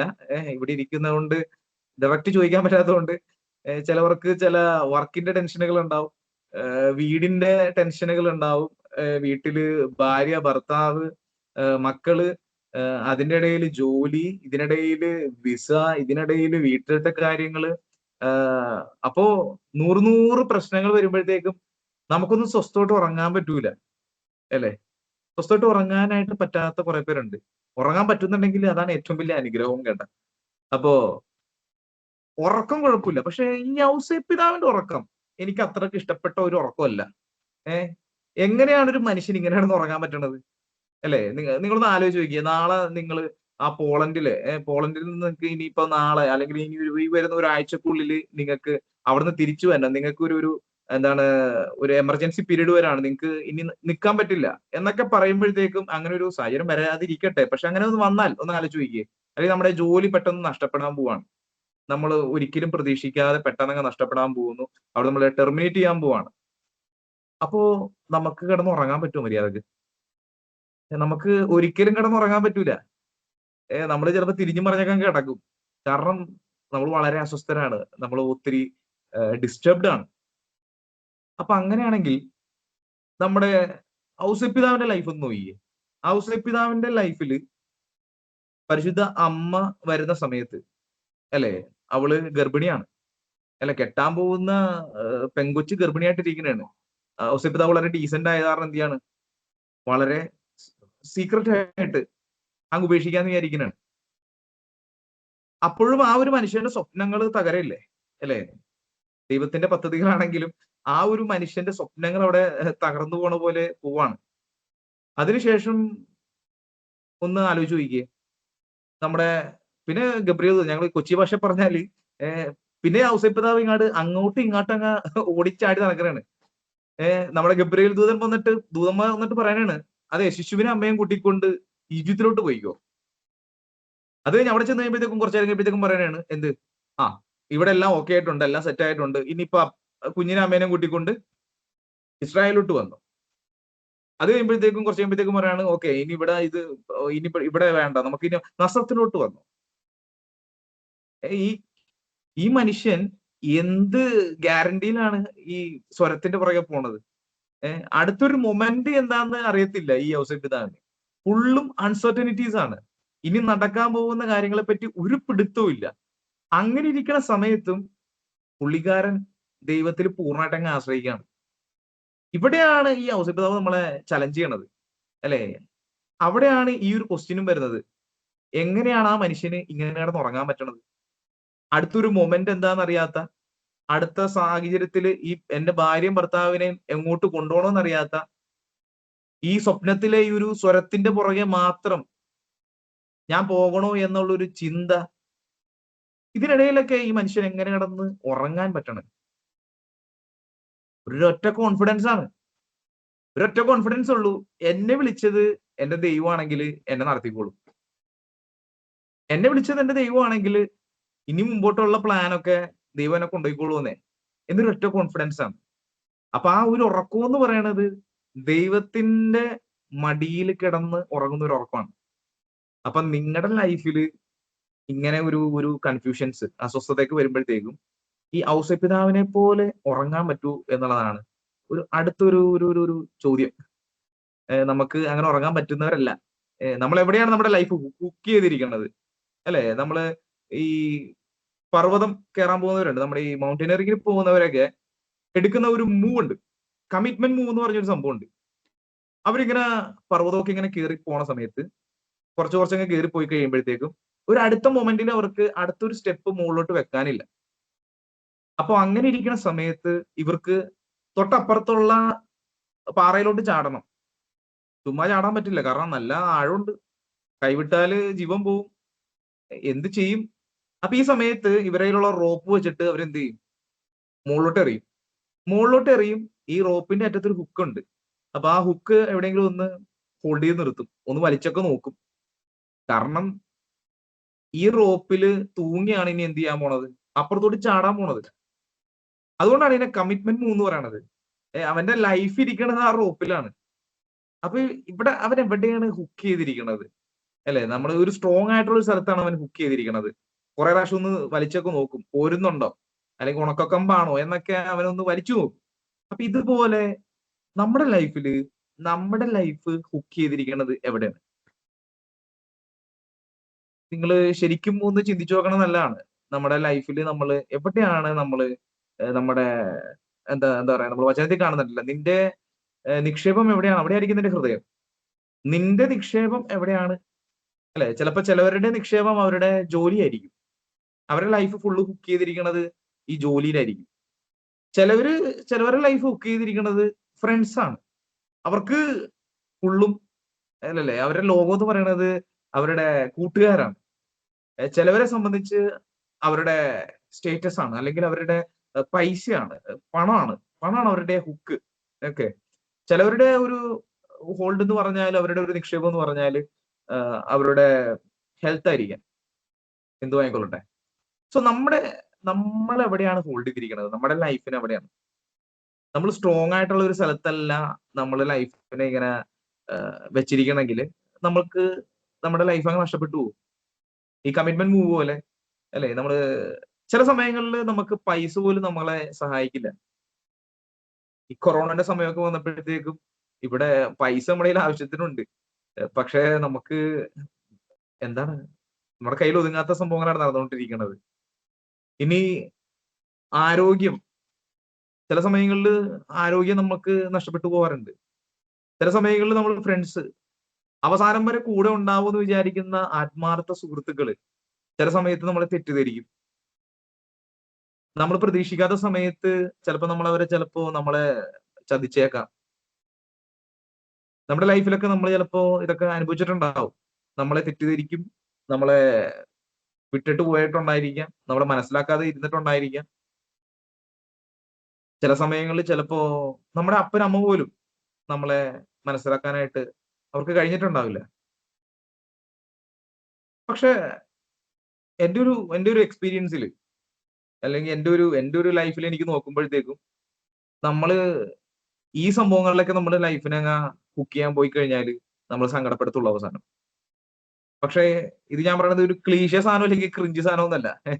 ഇത് നമ്മുടെ ഈ ഈശോയിൽ നിങ്ങൾക്കൊന്ന് പൂർണ്ണമായിട്ട് ഹോൾഡ് ചെയ്യാൻ പറ്റുന്നുണ്ടെങ്കിൽ നിങ്ങൾക്ക് എന്ത് നഷ്ടപ്പെട്ടാലും പിന്നെ പ്രശ്നമില്ലെന്നേ. ഈ പൗലോസിയൊക്കെ എങ്ങനെയാണ് പറയാൻ പറ്റണത്? അല്ലെ, മരിക്കാൻ പോണ സമയത്തും പുള്ളിക്കാരൻ ചെന്നിട്ട് പറയണ, എനിക്ക് അല്ലെ ക്രിസ്തുവിന്റെ സ്നേഹത്തിൽ നിന്ന് ആരെന്നെ വേർപെടുത്തും, അല്ലെ ദാരിദ്ര്യമോ പീഡനമോ വാളോ പട്ടിണിയോ, എനിക്ക് ഇതൊന്നും വിഷയമല്ല. കാരണം പുള്ളിക്കാരന്റെ ലൈഫ് ഹോൾഡ് ചെയ്തിരുന്നത് ഈശോയിലാണ്. ഇതിന്റെ അപ്പുറമുള്ളൊന്നും പ്രശ്നമല്ല. ഞങ്ങളുടെ ഒരു കപ്പൂച്ചിൻസിലെ രണ്ട് വിശുദ്ധരുണ്ട്. എനിക്ക് ഇഷ്ടപ്പെട്ട ഒരു 2 വിശുദ്ധരാണ്, കാസിയൻ ആൻഡ് അഗത്താഞ്ചലോ എന്ന് പറയും. അപ്പൊ ഈ 2 വിശുദ്ധര്, ഞങ്ങളുടെ ഉടുപ്പ് കണ്ടിട്ടുണ്ടല്ലോ നിങ്ങൾ, ഇങ്ങനെ നമ്മുടെ ഒരു ബ്രൗൺ ആണ് ഉടുപ്പ്, നടുക്കൊരു കെട്ടൊക്കെ ഉണ്ട്, നമുക്കൊരു കയറിന്റെ ഒരു കെട്ടൊക്കെ ഉണ്ട്. അപ്പൊ വിശ്വാസം തള്ളിപ്പറഞ്ഞാൽ അവർക്ക് ജീവനം കൊണ്ട് പോവാം കേട്ടാ. അപ്പൊ ഇവര് വിശ്വാസം തള്ളിപ്പറയണില്ല. അപ്പൊ ഇവരെ കൊല്ലാൻ വേണ്ടിയിട്ട് കൊണ്ടുപോകണാണ്. കൊല്ലാൻ വേണ്ടി കൊണ്ടുപോകുന്ന സമയത്ത് അവര് തൂക്കിക്കൊല്ലാനാ കൊണ്ടുപോകണത് കേട്ടാ. തൂക്കിക്കൊല്ലാനായിട്ടില്ല. അപ്പൊ അവർ ചെന്നപ്പോഴത്തേക്കും കയറൊന്നും കാണാനില്ല. 2 പേരെ തൂക്കിക്കൊല്ലണം, കയറ് കാണാനില്ല. അപ്പൊ അടുത്ത ഷോപ്പിലൊക്കെ നോക്കിയപ്പോഴത്തേക്ക് കടയൊക്കെ പൂട്ടി കിടക്കുകയാണ്. ഇനി കടയിൽ നിന്ന് നമുക്ക് കയറ് കിട്ടാനുമില്ല. 2 പേരെ തൂക്കിക്കൊല്ലാനുള്ള കയറും വേണം. അപ്പൊ ഇവര് പരക്കം പാഞ്ഞ് നടക്കണാണ്, കയറൊന്നും കിട്ടണില്ല. ഈ സമയത്ത് ഇവര് ചോദിക്കണാണ്, അല്ല എന്താണ് പ്രശ്നം, എന്താണ് തൂക്കിക്കൊല്ലാൻ കൊണ്ടുവന്നിട്ട് പരിപാടിയൊന്നും നടക്കണില്ലല്ലോ? അല്ല ഇത് നമ്മൾ മറ്റേ ചിക്കൻ ബിരിയാണി വാങ്ങിക്കാൻ വേണ്ടിയിട്ട് കൊണ്ടുപോയിട്ടേ ചിക്കൻ ബിരിയാണി റെഡി ആയില്ലെന്ന് പറയണല്ലേ, ഇത് എവിടെയാണ് സംഭവം, എന്താണ് സംഭവം നടക്കണില്ലെന്ന് ചോദിച്ച് ഇങ്ങനെ ഇരിക്കുകയാണ്. അപ്പൊ അവര് പറഞ്ഞ്, അതെ നമുക്ക് റോപ്പില്ല കേട്ടോ, നമുക്ക് തൂക്കിക്കൊല്ലാനുള്ള കയറ് സംഭവമില്ല, അടുത്ത ഷോപ്പൊക്കെ ആണെങ്കിൽ അടച്ചുവിട്ടിരിക്കുകയാണ്, ഇനിയിപ്പോ നാളത്തേക്ക് മാറ്റി വെച്ചാലോ എന്നൊക്കെ പറഞ്ഞു. നാളത്തേക്ക് ആക്കണ്ട, ഇന്ന് തന്നെ ആവട്ടെ എന്ന് പറഞ്ഞ അവര് ഭയങ്കര ത്രില്ലാണ്, ഭയങ്കര. അപ്പൊ അവര് പറയാണ്, ഒരു കാര്യം ചെയ്യ്, നമ്മുടെ ഈ കയറുണ്ടല്ലോ, അരയൊക്കെ ഇട്ടിരിക്കുന്ന കയറേ, ഈ 2 ടീംസും ഈ 2 കയറങ്ങ് ഊരി കൊടുത്തിട്ടേ പറയാനാണ്, ഈ കയറ് പിടിച്ച് പരിപാടി നടക്കട്ടെ. എന്തായാലും ഇത് തൂക്കിക്കൊല്ലാൻ വേണ്ടിട്ടേ കയറ് കൊടുക്കുന്ന സീനാണ് നമ്മൾ കാണുന്നത്. അപ്പൊ ഇവരെയൊക്കെ സംബന്ധിച്ച് അവരുടെ ലൈഫ് ഹോൾഡ് ചെയ്തിരിക്കുന്നത് എവിടെയാണ്? ഈശോയിലാണ്. അപ്പൊ നിങ്ങളുടെ ലൈഫ് എവിടെയാണ് ഹോൾഡ് ചെയ്തിരിക്കുന്നതാണ് ഏറ്റവും പ്രധാനപ്പെട്ട ക്വസ്റ്റ്യൻ കേട്ടാ. നിങ്ങളുടെ നിക്ഷേപം എവിടെയാണ്? അവിടെയാണ് നിങ്ങളുടെ ഹൃദയം. അപ്പൊ നമ്മളൊക്കെ മനുഷ്യരാണ്, നമ്മുടെ കൂടെ ഉള്ളവരൊക്കെ മനുഷ്യരാണ്. ഇവർക്കൊന്നും നമ്മളെ മര്യാദ മനസ്സിലാക്കാൻ പറ്റൂല. എല്ലാവരും മുമ്പിൽ പോയിട്ട് നമ്മൾ കരയാറുണ്ടോ? ഇല്ല. നമ്മുടെ കണ്ണീരിന്റെ വില മനസ്സിലാക്കുന്നവരുടെ മുമ്പിൽ പോയിട്ട് നമ്മൾ കരയാറില്ലേ? അല്ലെ? കാരണം അവർക്ക് നമ്മളെ നന്നായിട്ട് മനസ്സിലാക്കാൻ പറ്റും, അല്ലെ? എന്നെ നന്നായിട്ട് മനസ്സിലാക്കാൻ പറ്റുമെന്ന് ഉറപ്പുള്ളതുകൊണ്ടാണ് അവരുടെ മുമ്പിൽ പോയി നമ്മൾ കരയും, നമ്മുടെ സങ്കടങ്ങൾ പറയും. അപ്പൊ അങ്ങനെയൊക്കെ ഒന്ന് ആലോചിച്ച് നോക്കിയേ, ഈശോനേക്കാൾ കൂടുതൽ നിങ്ങളെ മനസ്സിലാക്കാൻ വേറെ ആർക്കെങ്കിലും പറ്റും? കാരണം പുള്ളിക്കാരൻ തെറ്റിദ്ധാരണകൾ കടന്നുപോയിട്ടില്ലേ? ഈ പത്രോസ്ലീഹ വലിയ ടീമൊക്കെയാണ്. പത്രോസ്ലീഹ നമ്മുടെ പോണ സമയത്ത് പറയാനാണ്, ഞാൻ മരിക്കാനും കൂടെ വന്നേക്കാം, ആരൊക്കെ ഇട്ടിട്ട് പോയാലും ഞാൻ ഇതേ കൂടെ ഉണ്ടാവും എന്നൊക്കെ പറഞ്ഞ് വന്ന മനുഷ്യനെ ഈശോനെ കൊണ്ടുപോകുന്ന സമയത്ത്, ഈശോനെ കൊണ്ടുപോകാൻ പോകുന്ന സമയത്ത് അവിടെ വാളൊക്കെ എടുത്തിട്ട് ചെകിടൊക്കെ എടുത്ത് വീശിക്കളയണാണ്, അല്ലെ വെട്ടി മാറ്റണുണ്ട്. പക്ഷെ കുരിശിന്റെ വഴിയില് പുള്ളിക്കാരനെ കാണാനില്ല. നമ്മള് കണ്ടംപടി ചാടി ഓടി എന്നൊക്കെ പറയും. ആ ഒരു പരിസരത്തിൽ ആ ഒരു 2-3 കിലോമീറ്ററിന്റെ റേഡിയസിൽ പുള്ളിക്കാരനെ കാണാനില്ല. പത്രോസ്ലീഹ എവിടെ പോയെന്നൊരു പിടുത്തമില്ല. ഇതെല്ലാം കഴിഞ്ഞിട്ട് ആ മനുഷ്യൻ എങ്ങാടാ പോണത്? എവിടെന്നാ വിളിച്ചത്? ഗലീലിന്ന് വിളിച്ചാണ്, മീൻ പിടിച്ചോണ്ടിരുന്നപ്പോഴത്തേക്കും വിളിച്ചതാണ്. ഇതെല്ലാം കഴിഞ്ഞപ്പോഴത്തേക്കും ശിഷ്യന്മാരായിട്ട് പോണ സമയത്ത് പത്രോസ്ലീഹ പറയണം, ഇനി എന്താ ചെയ്യേണ്ടതൊരു പിടുത്തമില്ല, നമുക്ക് വീണ്ടും ഫിഷിങ്ങിന് ഇറങ്ങാം. വീണ്ടും വലയം പഞ്ചായത്ത് പുള്ളിക്കാരനെ ഇറങ്ങണാണ്. അവിടെ വെച്ച് വീണ്ടും ഈശോ വിളിക്കുകയാണ്, ചോദിക്കുകയാണ്, എന്താണ്, ഡു യു ലവ് മീ, അല്ലെ നീ എന്നെ സ്നേഹിക്കണുണ്ടാ, അല്ലേ? അപ്പോ ഇത്രയും നാളും കൂടെ നടന്ന 3 വർഷം കൂടെ നടന്ന ശിഷ്യന്മാര് പത്രോസ് ഈശോനെ തള്ളിപ്പറഞ്ഞവന്റെ വേദന ഈശോയ്ക്ക് നന്നായിട്ട് മനസ്സിലാക്കാൻ പറ്റുമല്ലോ. ഇനി യൂദാസ്, അല്ലെ, ഈ ചുംബനം എന്നൊക്കെ പറഞ്ഞാൽ, അല്ലെങ്കിൽ അതൊക്കെ ഒരു സ്നേഹത്തിന്റെ ഒരു പ്രതീകത്തെ എനിക്ക് തോന്നുന്നു ഈ ലോകത്തിന് ചുംബനം ഒരു ചതിയുടെ പ്രതീകമായിട്ട് മാറി നമ്മുടെ യൂദാസ് ഈ ഈശോനെ ഒറ്റിക്കൊടുത്തുകൊണ്ടായിരിക്കും, അല്ലെ? കൂടെ നടന്നവൻ ഒറ്റിക്കൊടുക്കണാണ്. ഒറ്റിക്കൊടുത്തവന്റെ വേദന ഈശോയ്ക്ക് അറിയാം, അല്ലെ? വീട്ടില് യൗസേപ്പിതാവ് മരിച്ചതിന് ശേഷം ആ പരിശുദ്ധ അമ്മ അനുഭവിച്ച വേദന, അല്ലെ? ഒരു വീട്ടില് അപ്പനില്ലാത്ത വീടിനെ കൊണ്ടുപോകുന്ന അമ്മയുടെ വേദന ഈശോയ്ക്ക് നന്നായിട്ട് മനസ്സിലാവും. ഇനി ആ കുരിശിന്റെ വഴിയില് എന്താണ് ഈശോ കടന്നുപോയിട്ടുള്ള ശരീരത്തിൽ ഫിസിക്കലായിട്ട് അനുഭവിച്ചൊരു പെയിൻ ഉണ്ടല്ലോ, അല്ലെ? നിങ്ങൾ ചിലർക്ക് ചിലപ്പോ വല്ല സിക്നെസ് ഉണ്ടാവും, ചിലപ്പോ നമുക്ക് എന്തെങ്കിലും രോഗങ്ങൾ ഉണ്ടായിരിക്കാം, എല്ലാവരോടും പറയണമെന്നുണ്ടാവില്ല. ചിലപ്പോൾ നിങ്ങൾ അനുഭവിക്കുന്ന ചില ഫിസിക്കലായിട്ടുള്ള പെയിൻ ഉണ്ടാവും. ഈ ലോകത്ത് ഈശോ അനുഭവിച്ച ഫിസിക്കൽ പെയിനേക്കാളും കൂടുതലായിട്ട് ആരും അനുഭവിച്ചിട്ടില്ല. അതുകൊണ്ട് ഈശോയ്ക്ക് നിങ്ങളുടെ ഫിസിക്കൽ പെയിൻ നന്നായിട്ട് മനസ്സിലാക്കാൻ പറ്റും. ഇനി മാനസികമായിട്ട് കടന്നുപോയ പ്രശ്നങ്ങളോ, ഈശോ ആ സമയത്ത് പോയ അതിനേക്കാൾ അപ്പുറമായിട്ട് നിങ്ങൾ കടന്നുപോയിട്ടില്ല. സോ ഈശോയുടെ മുമ്പിൽ പോയിട്ടിരുന്ന് കരഞ്ഞാൽ ഈശോയ്ക്ക് നന്നായിട്ട് മനസ്സിലാക്കാൻ പറ്റും. സോ ഈശോനെ ഹോൾഡ് ചെയ്യുക എന്നുള്ളതാണ് എനിക്ക് പറയാനുള്ളത്.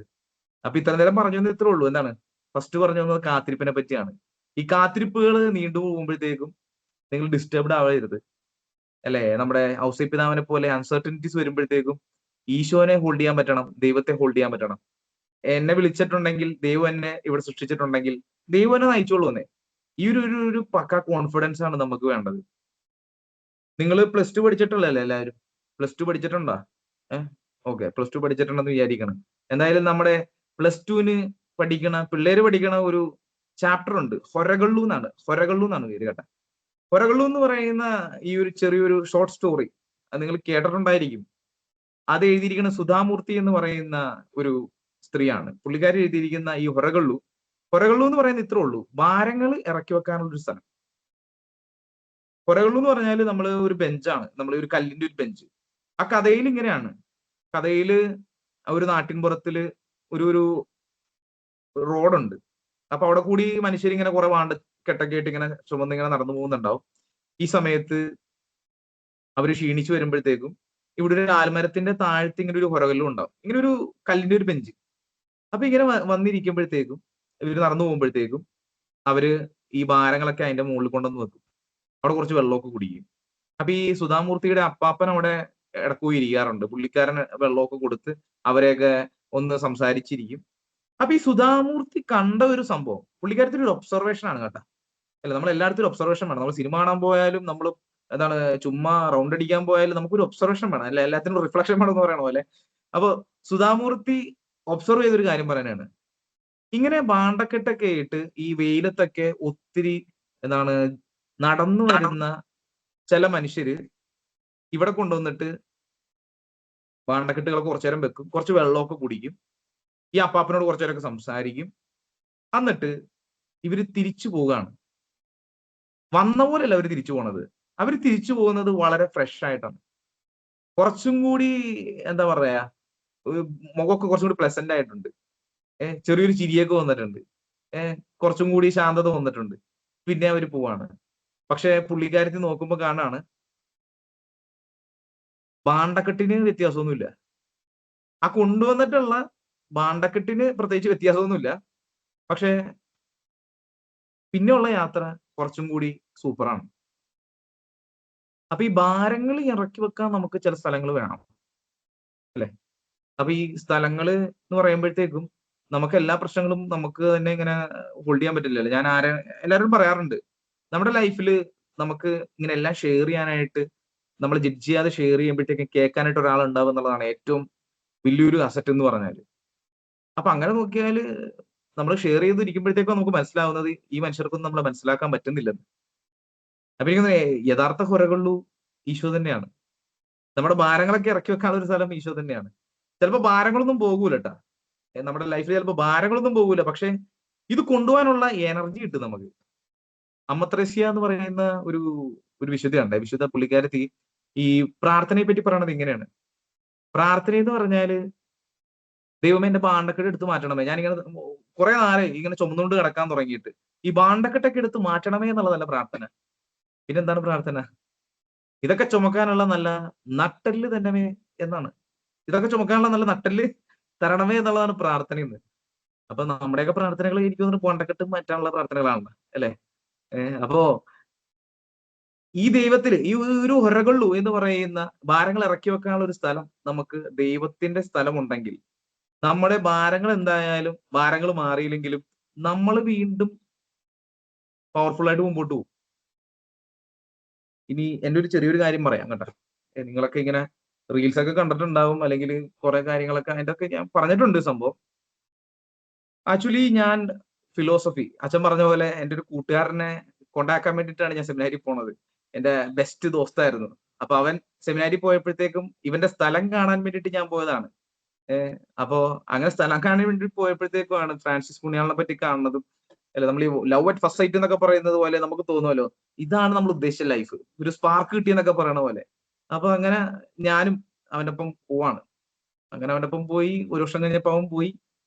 കഴിഞ്ഞ വർഷം ഞാൻ അവന്റെ കല്യാണമൊക്കെ നടത്തി കൊടുത്ത് നല്ല ഭംഗിയായിട്ട് അതൊക്കെ കഴിഞ്ഞ് ഇങ്ങനെ സെമിനാരി ലൈഫ് ഞങ്ങൾക്ക് ഒരു 12 വർഷമുണ്ട്. അപ്പൊ ഇങ്ങനെ കടന്നു പോകുന്നതിനെ ഇടയിൽ വെച്ചിട്ട് ഒരു ഫിലോസഫി പഠിക്കുന്ന സമയത്ത് ഒരു 7ാമത്തെ 8ാമത്തെ വർഷമാണ്. ആ സമയത്ത് ആക്ച്വലി എന്റെ അപ്പച്ചന് ക്യാൻസർ വന്നു. ലങ്സിന് ക്യാൻസർ ആയിരുന്നു, ക്രിട്ടിക്കൽ സ്റ്റേജ് ആയിരുന്നു. അപ്പോ അതിലൂടെ ഓൾറെഡി ഞാൻ പോയിക്കൊണ്ടിരിക്കുകയാണ്. എനിക്ക് ഒത്തിരി സ്ട്രഗിൾ വന്നൊരു സമയമായിരുന്നു.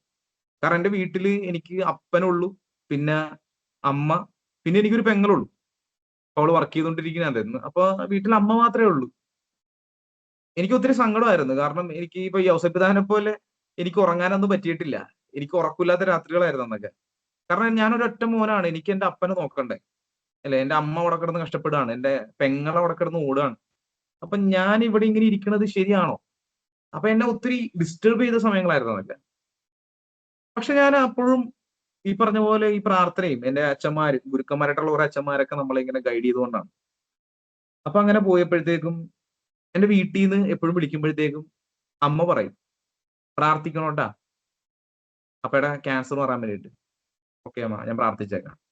പെങ്ങൾ വിളിക്കുമ്പോഴത്തേക്കും പറയും, ഇതേ പ്രാർത്ഥിക്കണേ, അപ്പൊ ഇപ്പൊ ബെറ്റർ ആയിട്ടൊക്കെ വരുന്നുണ്ട്. ഓക്കെ.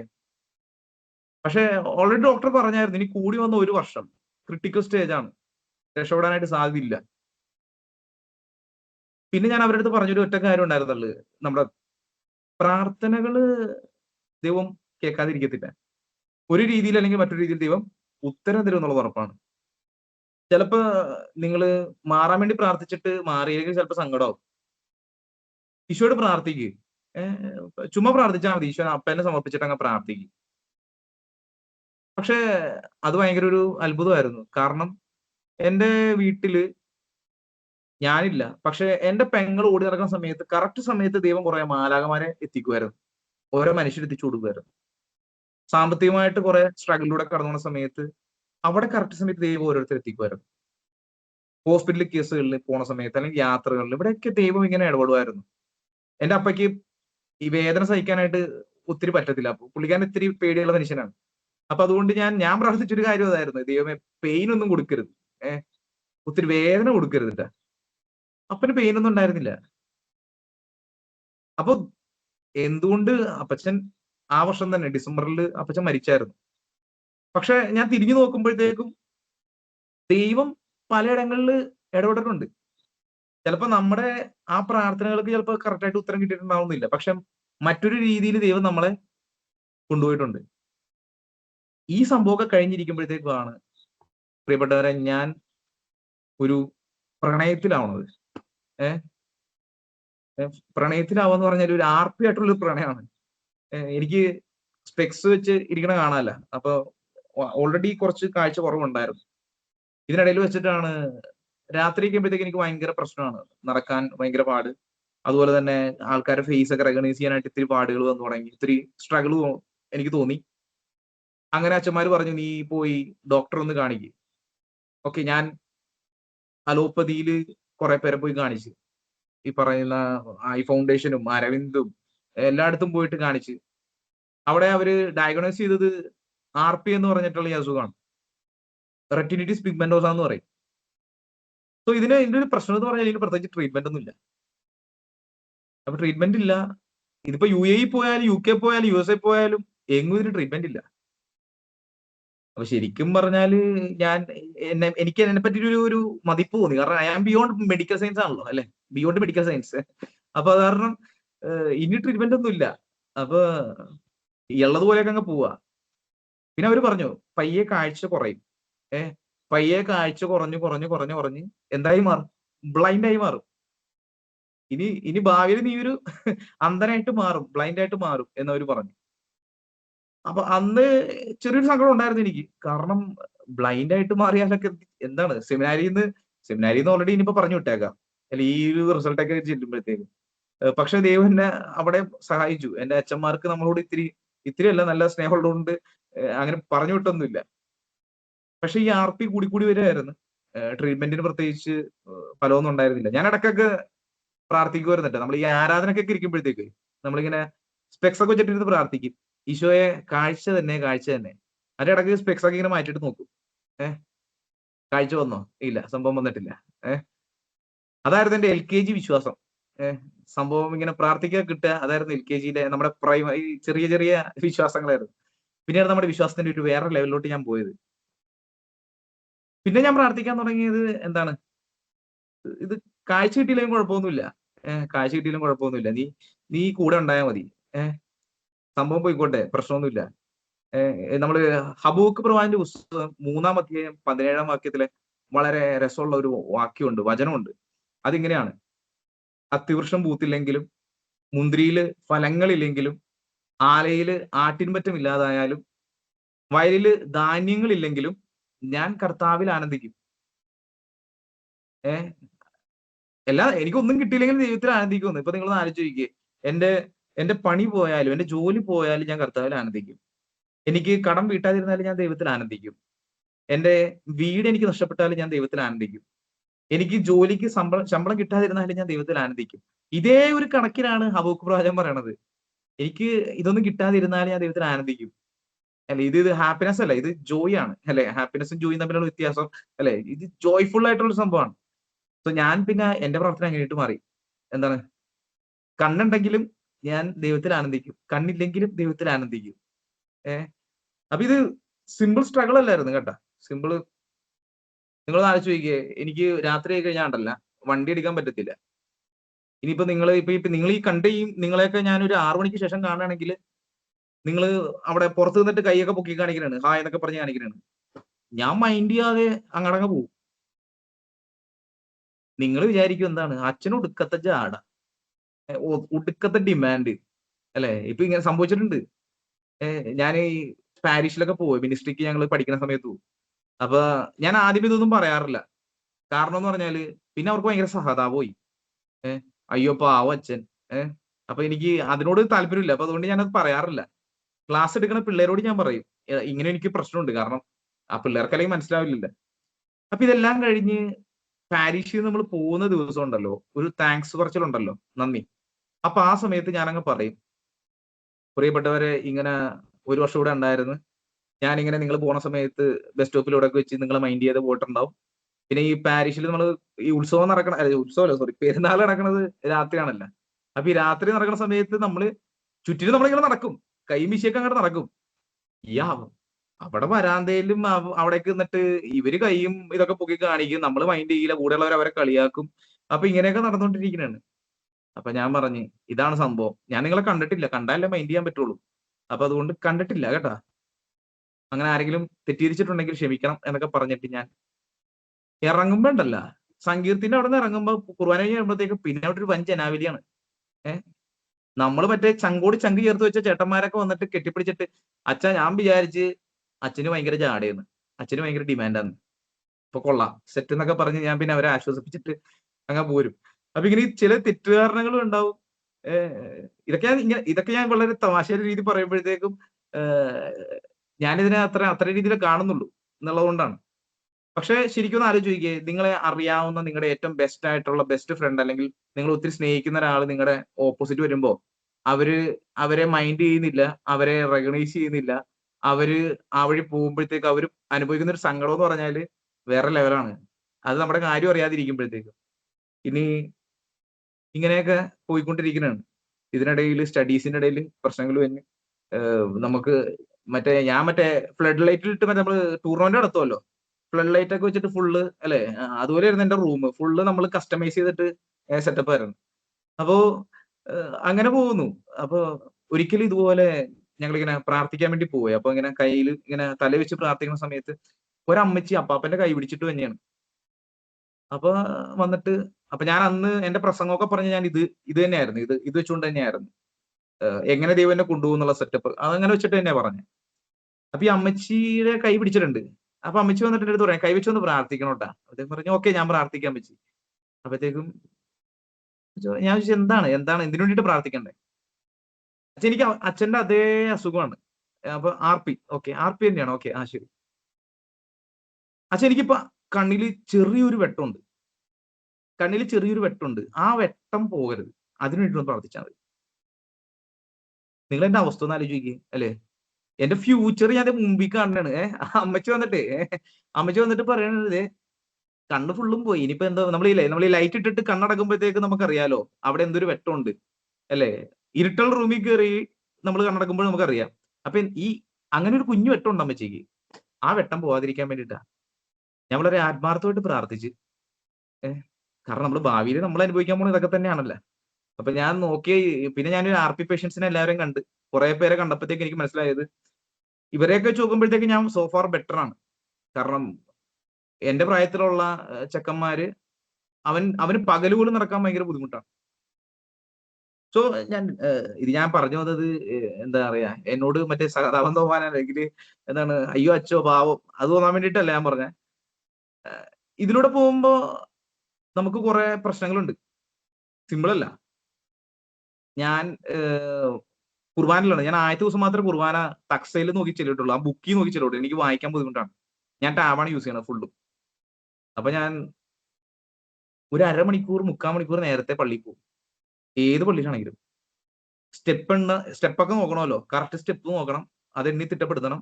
പിന്നെ സക്രാരി, താക്കോല്, പിന്നെ അവിടെയൊക്കെ മര്യാദക്ക് നോക്കി നടന്നതിന് ചിലപ്പോൾ തട്ടി വീഴും. അപ്പൊ അതുകൊണ്ട് പിന്നെ ഓരോ പള്ളിയിൽ ചെല്ലുമ്പോൾ അതിന് കസ്റ്റമൈസ് ചെയ്ത് നമ്മള് പ്രാർത്ഥനകള് ഫോണ്ടൊക്കെ റെഡിയാക്കി ഇങ്ങനെയൊക്കെ വെച്ച് നടക്കണം.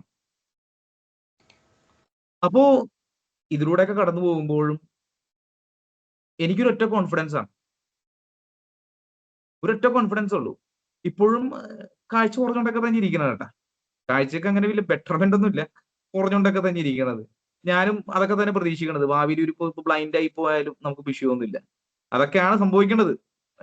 അത്ഭുതങ്ങൾ എപ്പോഴെങ്കിലും സംഭവിക്കാമല്ലോ, അഫ്കോഴ്സ്. അപ്പോ എന്റെ ഒരു ഒറ്റ കോൺഫിഡൻസ് സങ്കീർത്തന്റെ പുസ്തകം 23:4 മരണത്തിന്റെ നിഴൽ വീണ താഴ്വരയിലൂടെയാണ് ഞാൻ പോണെങ്കിലും എനിക്ക് പേടിയില്ല. കാരണം എന്നാ, കർത്താവ് എന്റെ കൂടെ ഉണ്ട്. ഈ ഒരു ഒറ്റ കോൺഫിഡൻസ് മാത്രമേ എനിക്കുള്ളൂ കേട്ടാ, കർത്താവ് കൂടെ ഉള്ളതിനാൽ ഞാൻ ഭയപ്പെടുക്കില്ല. അപ്പൊ അതുകൊണ്ട് തന്നെ എന്റെ ഓർഡിനേഷൻ കാർഡിൽ ഞാൻ അടിച്ചിരിക്കുന്ന വചനം കർത്താവിന് നിന്നെ കൊണ്ട് ആവശ്യമുണ്ട് എന്നുള്ളൊരു വചനമാണ്. കാരണം കുറവുള്ള ആളാണ് ഞാൻ, എനിക്ക് ഒത്തിരി കുറവുകളുണ്ട്, എന്റെ വീക്ക്നെസ്സുകളുണ്ട്. പക്ഷെ ദൈവത്തിന് എന്നെ ആവശ്യമുണ്ട് എന്നുള്ളൊരു ഒറ്റ കോൺഫിഡൻസിലാണ് ഇങ്ങനെ മുമ്പോട്ട് പോയിക്കൊണ്ടിരിക്കുന്നത്. അപ്പൊ അതുകൊണ്ട് ഈ ലൈഫില് ഇങ്ങനെ ഒരു പ്രശ്നത്തിലൂടെ കടന്നു പോകുമ്പോഴും നമുക്ക് ഡിപ്രഷൻ വരാനായിട്ട് ഈ സംഭവം മതി, നമുക്ക് ചെറിയൊരു സങ്കടം വരാനായിട്ട് ഇത് മതി അല്ലേ. മുഖത്ത് ചെറിയൊരു പാട് വന്നാല് പുറത്തിറങ്ങാൻ മടിക്കുന്ന പലരും നമ്മുടെ കൂട്ടത്തിലുണ്ട് അല്ലേ. അപ്പൊ അതുപോലെ ചില രോഗങ്ങൾ വന്നു കഴിഞ്ഞാൽ ചിലപ്പോ നമ്മൾ തളർന്നു പോകും. സോ ഇതിനെയൊക്കെ ഓവർകം ചെയ്യാനായിട്ട് പറ്റണത് അല്ലെ? ഇതിനേക്കാളും വലിയൊരാൾ ഇതിനകത്ത് ഉണ്ടാവണം അല്ലെ? മറ്റേ യോനാൻ സ്ലീഹ പറഞ്ഞതുപോലെ അവൻ വളരുകയും ഞാൻ കുറയുകയും വേണം. ഈശോയിൽ എന്നിൽ ഇങ്ങനെ വളർന്നു നിൽക്കണമെങ്കിൽ പിന്നെ എനിക്ക് പ്രശ്നമില്ലല്ലേ അല്ലെ? എന്തൊക്കെ പ്രശ്നം ഉണ്ടെങ്കിലും ഈശോ നമ്മുടെ കൂടെ ഉണ്ടെങ്കിൽ ഒരു പ്രശ്നമില്ല. ഇതെന്റെ ഒരു ഒറ്റ കോൺഫിഡൻസ് ആണ്. ഇതുവരെ നിങ്ങൾക്ക് അറിയോ, ഞാൻ ഈ ഒരു കണ്ണിന്റെ പ്രശ്നം വന്നിട്ട് ഞാൻ ഇതുവരെ എങ്ങും വീണിട്ടില്ല. എനിക്കൊരു അപകടം പറ്റിയിട്ടില്ല. ഇവിടെ രണ്ട് കണ്ണുണ്ടായിട്ടും കാതുണ്ടായിട്ടും ഇവിടെ മലനടിച്ച് എല്ലാവരും വീഴുന്നുണ്ട്. പക്ഷെ ദൈവം എന്നെ ഇങ്ങനെ കറക്റ്റ് ഇങ്ങനെ കൈ പിടിച്ച് കൊണ്ടുപോകണാണ്. അപ്പൊ ഇതൊക്കെയല്ലേ അത്ഭുതം എന്ന് പറഞ്ഞാല് അല്ലെ? പിന്നെ അത്ഭുതത്തിന് വേണ്ടി ഞാൻ പ്രാർത്ഥിക്കാറൊന്നുമില്ല കേട്ടാ. നിങ്ങൾ പ്രാർത്ഥിക്കുന്നവരുണ്ടാവും, പ്രാർത്ഥിക്കേണ്ടത് ഞാൻ പറയുന്നില്ല. പ്രാർത്ഥിച്ച കാര്യങ്ങൾ നടക്കാതിരിക്കുമ്പോൾ സങ്കടപ്പെടരുത്. ഇപ്പൊ നിങ്ങളുടെ മുമ്പ് ഇരിക്കണം ഞാനിത് തന്നെയാണ്. ഞാൻ ഇപ്പൊ കുറെ പ്രാർത്ഥിച്ചാണ്. സംഭവം ഒന്നും നടന്നിട്ടില്ല. അപ്പൊ അതുകൊണ്ട് രണ്ട് രീതിയിലാണ് അത്ഭുതങ്ങൾ സംഭവിക്കുന്നത്. ഒന്ന്, എനിക്ക് വേണമെങ്കിൽ പ്രാർത്ഥിച്ച് എന്റെ രോഗത്തെ മാറ്റാം, അത് അത്ഭുതമാണ് അല്ലെ? ഉണ്ടായിരുന്ന ഒരു രോഗത്തെ മാറി, അതൊരു അത്ഭുതമായിട്ട് മാറാം. പക്ഷെ നിങ്ങളുടെ ലൈഫിൽ രോഗങ്ങൾ മാറുന്നില്ല, പ്രശ്നങ്ങൾ മാറുന്നില്ല, അപ്പോഴും നിങ്ങൾ ദൈവത്തെ മഹത്വപ്പെടുത്തിക്കൊണ്ട് ജീവിക്കുകയാണെങ്കിൽ അതും ഒരു മിറക്കിൾ അല്ലേ? അല്ലെ? അതൊരു അല്ലെ? നിങ്ങൾ ചോസൺ വെബ് സീരീസ് കണ്ടിട്ടുണ്ടാവും അല്ലെ? ചോസൺ വെബ് സീരീസ് വളരെ ഫേമസ് ആയിട്ടുള്ള ഒരു വെബ് സീരീസ് ആണ്. അതിൽ നമ്മുടെ ലിറ്റിൽ ജെയിംസ് എന്ന് പറഞ്ഞിട്ടുള്ള അച്ഛന് എത്ര സമയം കൂടി ഉണ്ട്? പറഞ്ഞു കുഴപ്പമില്ല. ഓക്കെ, അപ്പൊ ബോറടിക്കുന്നുണ്ടെങ്കിൽ പറയണോട്ടാ. ഓക്കെ, അപ്പൊ ഈ ചോസൺ വെബ് സീരീസിൽ നമുക്ക് ലിറ്റിൽ ജെയിംസ് എന്ന് പറഞ്ഞൊരു കഥാപാത്രമുണ്ട്. Little James. അപ്പൊ ഈ ലിറ്റിൽ ജെയിംസ് ബൈബിളിൽ ഇല്ല കേട്ടോ. ബൈബിളിൽ അങ്ങനെ ഒരു കഥാപാത്രത്തെ ഇങ്ങനെ ഒരു പ്രശ്നം ഉണ്ടായിട്ട് കാണിക്കുന്നില്ല. ബട്ട് ചോസണിൽ അറിയാലോ, അത് കുറച്ചും കൂടി നമ്മളെ മനസ്സിലാക്കുന്ന രീതിയിലാണ് ആ വെബ് സീരീസ് ചെയ്തിരിക്കുന്നത്. അപ്പൊ അതിന്റെ ഒരു ഇതും മനസ്സിലാക്കിയാൽ മതി കേട്ടോ, അതിന്റെ ഒരു കോണ്ടന്റ് മനസ്സിലാക്കിയാൽ മതി. അപ്പൊ ലിറ്റിൽ ജെയിംസിന് ചെറിയൊരു മുടന്തുണ്ട്, കാലിലൊരു ചെറിയൊരു മുടന്തുണ്ട്. അപ്പൊ ഈ ലിറ്റിൽ ജെയിംസ് ഈശോ ഇങ്ങനെ എല്ലാവരും വിളിച്ചിട്ട് പറഞ്ഞല്ല അല്ലെ, നിങ്ങൾ ലോകമെങ്ങും പോയിട്ട് സുവിശേഷമൊക്കെ പ്രഘോഷിക്കുക, കാണുന്ന എല്ലായിടത്തും കയറുക, എല്ലാവരോടും സംസാരിക്കുക, എല്ലാവരോടും ദൈവരാജ്യത്തെ പറ്റി പ്രസംഗിക്കുക എന്നൊക്കെ പറഞ്ഞിട്ട് അങ്ങ് വിടുകയാണ്. പറയുമ്പോഴാണ് പോകുമ്പോ ചെല്ലുമ്പോ പിശാചുക്കളെ ബഹിഷ്കരിക്കുക, രോഗങ്ങൾ സുഖപ്പെടുത്ത് എന്നൊക്കെ പറഞ്ഞിട്ടാണ് വിടണത് കേട്ടാ. ആരെ വിടുന്നത്? ഈ മുടന്തുള്ള ലിറ്റിൽ ജെയിംസിനെയാണ് വിടുന്നത്. അപ്പൊ അത് പറ്റുമെങ്കിൽ നിങ്ങൾ കാണണം. ആ രംഗം വളരെ ഇമോഷണൽ രംഗമാണ്. ഈ ലിറ്റിൽ ജെയിംസ് വന്നിട്ട് ഈശോന്റെ അടുത്ത് വന്നിട്ട് ഇങ്ങനെ ചോദിക്കണാണ്, കരഞ്ഞു ചോദിക്കണാണ് അല്ലെ? നമ്മൾ ഇങ്ങനെ നാടൻ ഭാഷ പറഞ്ഞു വന്നാല്, എന്റെ ഈശോയെ, നീ ഇതേ രോഗം സുഖപ്പെടുത്താൻ വേണ്ടിട്ട് ഞങ്ങൾ പറഞ്ഞു വിട്ടല്ല. ആൾക്കാരെന്നെ കളിയാക്കണാണ് അല്ലെ? ഞാൻ ചെന്നിട്ട് രോഗങ്ങൾ സുഖപ്പെടുത്തുന്നു. അവരെന്നോട് ചോദിക്കണത്, എടാ ആദ്യം പോയിട്ട് നീ നിന്റെ കാല് സുഖപ്പെടുത്ത് അല്ലെ? കാലിലും മുടന്നും വെച്ചിട്ടാണ് അവൻ വന്നിട്ട് ഇതേ നമ്മളെ സൗഖ്യപ്പെടുത്താൻ വന്നത്. എടാ നിന്റെ ഗുരുവിന്റെ അടുത്ത്, ഈശോന്റെ അടുത്ത് ഒന്ന് ചെല്ല്. എടാ പുള്ളിക്കൊന്ന് നിന്നെ ഒന്ന് തൊട്ടാ പോരെ, നിനക്ക് സൗഖ്യം വരില്ലേ? നീ ഹീലാവൂലേ? നീ എന്തിനാ നടക്കണത്? നാണമില്ലേ ഇങ്ങനെ ഈ മുടന്നും വെച്ചോണ്ട് ബാക്കിയുള്ളവരെ സുഖപ്പെടുത്താനായിട്ട്? അപ്പൊ ഇതൊക്കെ കേട്ടിട്ടുണ്ടാവേ. അപ്പൊ ഈശോയുടെ അടുത്ത് വന്നിട്ട് പറയണാണ്, കൊച്ചിനെ പോലെ പറയണത് നമ്മുടെ ലിറ്റിൽ ജെയിംസ്, ഈശോ ഒന്ന് സുഖപ്പെടുത്ത്. നാട്ടുകാർ കളിയാക്കനാണ്, നിനക്കൊന്ന് തൊട്ടാ പോരെ അല്ലെ? ജസ്റ്റ് ഒരു ടച്ച് പോരെ നിനക്ക് സൗഖ്യപ്പെടുത്താനായിട്ട്. ഈശോ ഒന്നും മിണ്ടണില്ല. ഈശോയും വളരെ ഇങ്ങനെ കലങ്ങിയ കണ്ണായിട്ട് ഇങ്ങനെ നിൽക്കണാണ് ഇവനെ നോക്കിയിട്ട്. എന്നിട്ട് അടുത്ത് നിന്നിട്ട് പറയാണ്, ലിറ്റിൽ ജെയിംസേ, എടാ നീ മുടന്തില്ലാത്ത സൗഖ്യപ്പെട്ട കാല് വെച്ചുകൊണ്ട് പോയി ദൈവത്തെ പ്രഘോഷിക്കുന്നതിനേക്കാളും ഡബിൾ എഫക്റ്റ് ആണ് നീ മുടന്തുള്ള കാലം വെച്ചുകൊണ്ട് പോയിട്ട് ദൈവത്തെ പ്രഘോഷിക്കുന്നത്. കാരണം സൗഖ്യപ്പെട്ടവന് പറയാൻ എളുപ്പമാണല്ലേ, ദൈവം സൗഖ്യം തന്നു, പിന്നെ അവന് പറയാം ദൈവം നല്ലവനാണ്, സർവശക്തനാണ്. പക്ഷെ സൗഖ്യം തരാതിരിക്കുമ്പോഴും ദൈവത്തെ മഹത്വപ്പെടുത്താൻ പറ്റുന്നുണ്ടോ? അതാണ് ഇവിടെ ലിറ്റിൽ ജെയിംസിനോട് ഈശോ ചോദിക്കുന്നത്. അപ്പൊ ലിറ്റിൽ ജെയിംസിനോട് നിരാശപ്പെടുത്തുന്നില്ല, എടാ നീ ഇപ്പൊ കുറച്ചൊരു വെയിറ്റ് ചെയ്യ്, നമുക്ക് റെഡിയാക്കാം. ഇപ്പൊ കുറച്ച് ദിവസത്തേക്ക് ഒന്ന് വെയിറ്റ് ചെയ്യ് അല്ലെ? വെയിറ്റ് ചെയ്യ് അല്ലെ? കാത്തിരിപ്പ്. അപ്പൊ അതുകൊണ്ട് പ്രിയപ്പെട്ടവരെ, ഞാനും അതുപോലെ തന്നെയാണ് ഇപ്പൊ പ്രാർത്ഥിക്കുന്നത്. നമുക്ക് ഇത് കിട്ടിയില്ലെങ്കിലും കുഴപ്പമില്ല, അല്ലെങ്കിൽ കുറഞ്ഞു പോയാലും കുഴപ്പമില്ല അല്ലെ? നമ്മൾ വിശ്വാസത്തിന്റെ തലം വേറെ ലെവലിലോട്ട് എത്തുന്നത് അങ്ങനെയാണ്. LKG വിശ്വാസത്തിൽ നിന്ന് നമ്മൾ ഈ വിശ്വാസത്തിന്റെ തലത്തിലോട്ട് എത്തുന്നത് ഇങ്ങനെയാണ് അല്ലെ? സൗഖ്യം ഇനി പ്രാപിച്ചില്ലെങ്കിലും കുഴപ്പമില്ല, സൗഖ്യപ്പെട്ടാലും പ്രശ്നമില്ല, സ്റ്റിൽ ഞാൻ ദൈവത്തിനെ ഹോൾഡ് ചെയ്യും, മുമ്പോട്ട് പോകും. സോ അതാണ് എന്റെ ദൈവം ഇപ്പോഴും ഇങ്ങനെ നയിച്ചുകൊണ്ടിരിക്കുന്നത്. ദൈവം ഇങ്ങനെ ഇപ്പോഴും ഞാൻ കുറെ സ്ഥലങ്ങളിൽ പോകുന്നുണ്ട്, പാതിരാത്രിക്ക് ഞാൻ പോകുന്നുണ്ട്. ഏഹ് ഏഹ് എല്ലാ സമയത്തും ഞാൻ പോയാലും ദൈവം ഇങ്ങനെ നമ്മളെ കൈപിടിച്ച് മുമ്പോട്ട് കൊണ്ടുപോകുന്നുണ്ട് അല്ലെ? പഴയ നിയമത്തിൽ കാണുന്ന പോലെ പകല് ഏതാണ് മേഘസ്തംഭമായിട്ട്, രാത്രി അഗ്നിസ്തംഭമായിട്ട് ദൈവം നമ്മളിങ്ങനെ കൊണ്ടുപോയിക്കൊണ്ടിരിക്കണ പോലെ നമ്മളെ പ്രൊട്ടക്ട് ചെയ്ത് ഇങ്ങനെ കൊണ്ടുപോയിക്കൊണ്ടിരിക്കുന്നതാണ്. അപ്പൊ അതുകൊണ്ട് ദൈവത്തിൽ ഹോൾഡ് ചെയ്യുക. അപ്പോ ഇത്രയൊക്കെയാണ് പറയാനുള്ളത്. ഞാൻ പറഞ്ഞു വന്നതിൽ ആദ്യം തൊട്ട് ഇങ്ങനെയാണ് അല്ലെ? കാത്തിരിപ്പ് നിരാശപ്പെടുത്തുന്നതാവരുത്, ബോറടിപ്പിക്കുന്ന ആയിരിക്കാം, ഡിസ്റ്റർബ്ഡ് ആയിരിക്കാം. ബട്ട് നിങ്ങൾ എവിടെയാണ് ഹോൾഡ് ചെയ്തിരിക്കുന്നത് അല്ലെ? നമ്മുടെ പ്രിയപ്പെട്ട ഒരാൾക്ക് വേണ്ടിയിട്ട് നമ്മൾ കാത്തിരുന്നാലും നമുക്ക് വിഷമമൊന്നുമില്ല. നമ്മൾ മണിക്കൂറുകൾ കാത്തിരിക്കും, പ്രത്യാശയുടെ കാത്തിരിപ്പാണ്.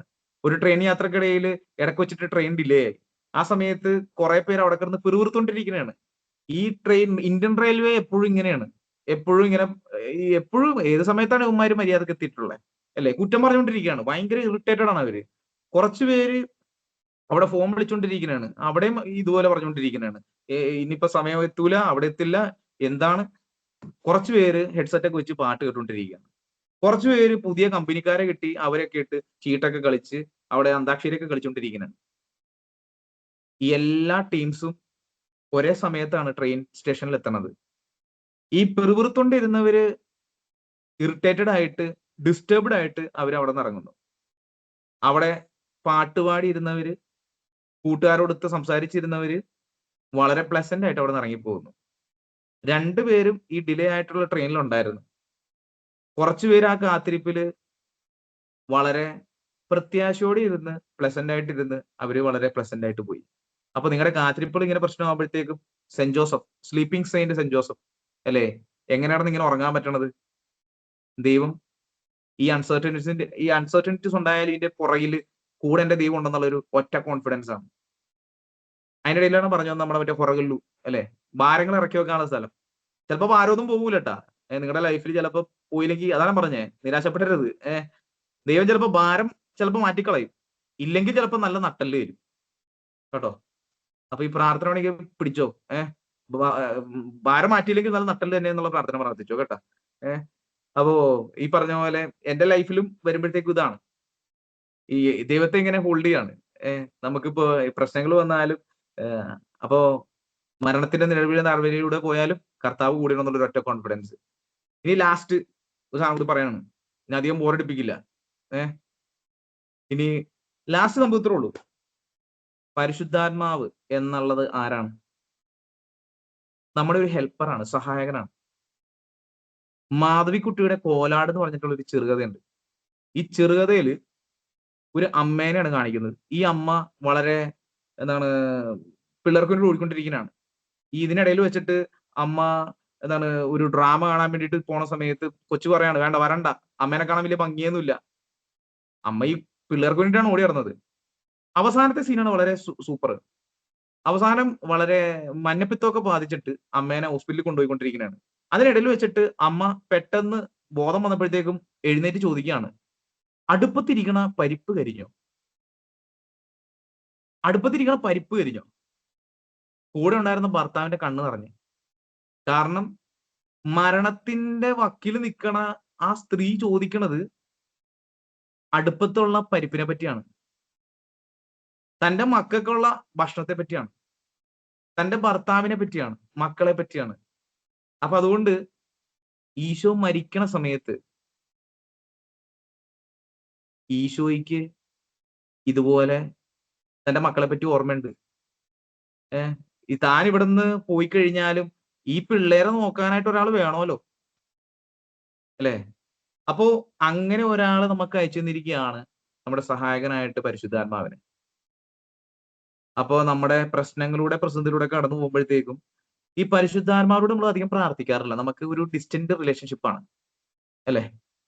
പിതാവ് പുത്രനൊക്കെ നമ്മൾ അല്ലെ ഇങ്ങനെ ഇടക്കിടക്ക് പറയുമെങ്കിലും പരിശുദ്ധാത്മാവിനെ പറ്റി പറയുമ്പോഴത്തേക്ക് നമുക്ക് അത്ര ഒരു ഇത് വരാറില്ല. ബട്ട് ഈ പറഞ്ഞതുപോലെ അവരുടെ ഭയത്തെയും അവരുടെ പേടിയൊക്കെ എടുത്തു മാറ്റിയത് പരിശുദ്ധാത്മാവ് വന്നു കഴിഞ്ഞപ്പോഴത്തേക്കാണ്. അത് കൂടെ ഇരുന്ന് പ്രാർത്ഥിച്ചപ്പോഴത്തേക്കുമാണ്. അപ്പൊ നമ്മുടെ ഈ കൂട്ടായ്മ വളരെ പ്രധാനപ്പെട്ടതാണ്. ഈ കൊയിനോനിയ വളരെ പ്രധാനപ്പെട്ടതാണ്. ഇവിടെ പരിശുദ്ധാത്മാവ് തീർച്ചയായിട്ടും ഇറങ്ങി വരും. നമ്മുടെ പ്രശ്നങ്ങളുടെ നടുവിൽ നിങ്ങൾ ഒറ്റക്കല്ല, നിങ്ങളുടെ കൂടെ സഹായകനായിട്ടുള്ള പരിശുദ്ധാത്മാവുണ്ട്. അപ്പൊ അതുകൊണ്ട് ഇനി കുറച്ച് ദിവസം കൂടി പെന്തക്കോസ്തിന് വേണ്ടി നമ്മൾ കാത്തിരിക്കുകയാണ്. സ്റ്റിൽ നിങ്ങൾ എന്തെങ്കിലും സ്ട്രഗിലൂടെ കടന്നു പോകുന്നുണ്ടെങ്കിൽ, പ്രശ്നങ്ങളിലൂടെ കടന്നു പോകുന്നുണ്ടെങ്കിൽ, ഇതുപോലെ ശ്രീഹന്മാരുടെ കൂടെ പോയി അങ്ങിരുന്നു. പരിശുദ്ധാത്മാവ് കഴിയുമ്പോഴത്തേക്ക് നിങ്ങളും ശക്തി പ്രാപിക്കും. അപ്പൊ അതുകൊണ്ട് ഈ കാത്തിരിപ്പിന്റെ ദിവസങ്ങള് പ്രത്യാശയുടെ കാത്തിരിപ്പിന്റെ ദിവസങ്ങളാവട്ടെ. പെന്തക്കോസ്തയ്ക്ക് വേണ്ടി മാത്രമല്ല, നിങ്ങളുടെ ജീവിതത്തിൽ കടന്നു പോകുമ്പോഴും പ്രത്യാശ നിങ്ങളെ നയിക്കട്ടെ. അപ്പൊ ഇനി കൂടുതൽ പറയുന്നില്ല. ഇനി കൂടുതൽ പറഞ്ഞ് ചിലപ്പോൾ നമ്മുടെ മണിക്കൂറുകൾ ചിലപ്പോൾ ഇങ്ങനെ പോയിക്കൊണ്ടിരിക്കും. അപ്പൊ അതുകൊണ്ട് ഇത്രയും പറയുന്നുള്ളു. അപ്പൊ ചെറിയ ചെറിയ ചിന്തകൾ ചിലപ്പോൾ അടുക്ക് ചിട്ടിയൊന്നും ഉണ്ടാവൂല. ഞാൻ എന്റേതായിട്ടുള്ള ഒരു ഇതിലങ്ങ് പറഞ്ഞു വന്നതാണ്. അപ്പൊ എന്നെ കേട്ടതിന് എല്ലാവർക്കും നന്ദി. ഒരിക്കൽ കൂടി എന്നെ ക്ഷണിച്ച നിങ്ങളുടെ സെന്റ് മേരീസ് ഇന്ത്യൻ ഓർത്തഡോക്സ് ചർച്ചിലെ പോളണ്ടിലെ എല്ലാവരെയും ഓർക്കുന്നു. പ്രത്യേകിച്ച് എബ്രഹാം അച്ഛനെ ഓർക്കാണ്. അച്ഛൻ ഇടക്കിടക്ക് മെസ്സേജ് അയക്കുമായിരുന്നു. ഇടക്കിടക്ക് എനിക്ക് എന്നോട് തന്നെ എന്തോ തോന്നും. കാരണം അച്ഛന്റെ ഓരോ മെസ്സേജ് കേൾക്കുമ്പോഴത്തേക്ക് ഇത്രയും നന്മയുള്ളവർക്ക് നന്മ പറയാൻ പറ്റുള്ളൂ അല്ലെ. അപ്പൊ അച്ഛൻ ഇങ്ങനെ വളരെ പോസിറ്റീവായിട്ട് ഓരോ കാര്യങ്ങളും എനിക്ക് ഓരോ മെസ്സേജ് ചെയ്യുമ്പോഴത്തേക്ക് എനിക്ക് എന്നോട് തന്നെ ഒരു ഭയങ്കര ഒരു മോട്ടിവേഷനാ. അപ്പോ നല്ലൊരു അച്ഛനെയാണ് നിങ്ങൾക്ക് കിട്ടിയിരിക്കുന്നത്. എന്താ പറയാ, കിട്ടിയിരിക്കുന്ന അജഗണങ്ങളെ നന്നായിട്ട് നോക്കണം അല്ലെ. ഇടയന്റെ നല്ലൊരു ക്വാളിറ്റിയാണത് അല്ലെ. കിട്ടിയിരിക്കുന്ന ഒറ്റെണ്ണത്തിനും വിട്ട് കളയരുത്. ഒരു ആട് പോലും കുസൃതി കാണിച്ച് പോയേക്കരുത് എന്നൊരു ആഗ്രഹമുള്ള ഒരു മനുഷ്യനാണ് എനിക്ക് മനസ്സിലായത്. അപ്പൊ അതുകൊണ്ട് അച്ഛന്റെ ആ ഒരു ഡെഡിക്കേഷനെ, കമ്മിറ്റ്മെന്റിനെ ഞാൻ ഏറ്റവും സ്നേഹത്തോടുകൂടി ഓർക്കുകയാണ്. ഒപ്പം അച്ഛന്റെ കൂടെ നിൽക്കുന്ന OCYM യൂത്ത് മൂവ്മെന്റിനെ എല്ലാവരും ഓർക്കുന്നു. കാരണം യൂത്ത് മൂവ്മെന്റ് നിങ്ങൾ എല്ലാവരും കൂടെ നിൽക്കണം ഈ പരിപാടിക്ക് വേണ്ടിയിട്ട്. കാരണം ഒരിക്കലും ഈശോനെ മിസ് ചെയ്ത് കളഞ്ഞേക്കരുത് ഈ ലൈഫിൽ. അപ്പൊ അതുകൊണ്ട് യൂത്തിനെ എല്ലാവരെയും ഓർക്കുന്നു. എല്ലാം നന്നായിട്ട് പോട്ടെ. വീട്ടിൽ നിന്നൊക്കെ മാറി നിൽക്കുന്ന നിങ്ങൾ ഓരോരുത്തർക്കും സങ്കടങ്ങളും പ്രശ്നങ്ങളൊക്കെ ഉണ്ടാകുമ്പോഴത്തേക്കും ഒരിക്കലും ദൈവത്തെ വിട്ടേക്കരുത്. ഹോൾഡ് ചെയ്യുക. പുള്ളിക്കാരൻ നിങ്ങളെ വിടില്ല. ഇത്രയൊക്കെ പറയാനുള്ളൂ. ഒരിക്കൽ കൂടി നിങ്ങളുടെ എല്ലാ ഭാരവാഹികൾക്കും, ഇവിടെ പ്രത്യേകിച്ച് ഇപ്പൊ ഇവിടെ എനിക്ക് തോന്നുന്നു ഇപ്പൊ 28 പേരുണ്ട്. പിന്നെ ഇതിനിടയിൽ ചിലപ്പോൾ വന്നു പോയവരൊക്കെ ഉണ്ടാവും. അപ്പോ വന്ന എല്ലാവർക്കും, കണ്ട എല്ലാവർക്കും, കേട്ടിരുന്നവർക്കും ഏറ്റവും സ്നേഹത്തോടു കൂടി ഒത്തിരി നന്ദി പറയാണ്. പെന്തക്കോസ്ത തിരുനാളിന്റെ ആശംസകൾ ഏറ്റവും സ്നേഹത്തോടു കൂടി നേരുന്നു. Thank you so much. Thank you.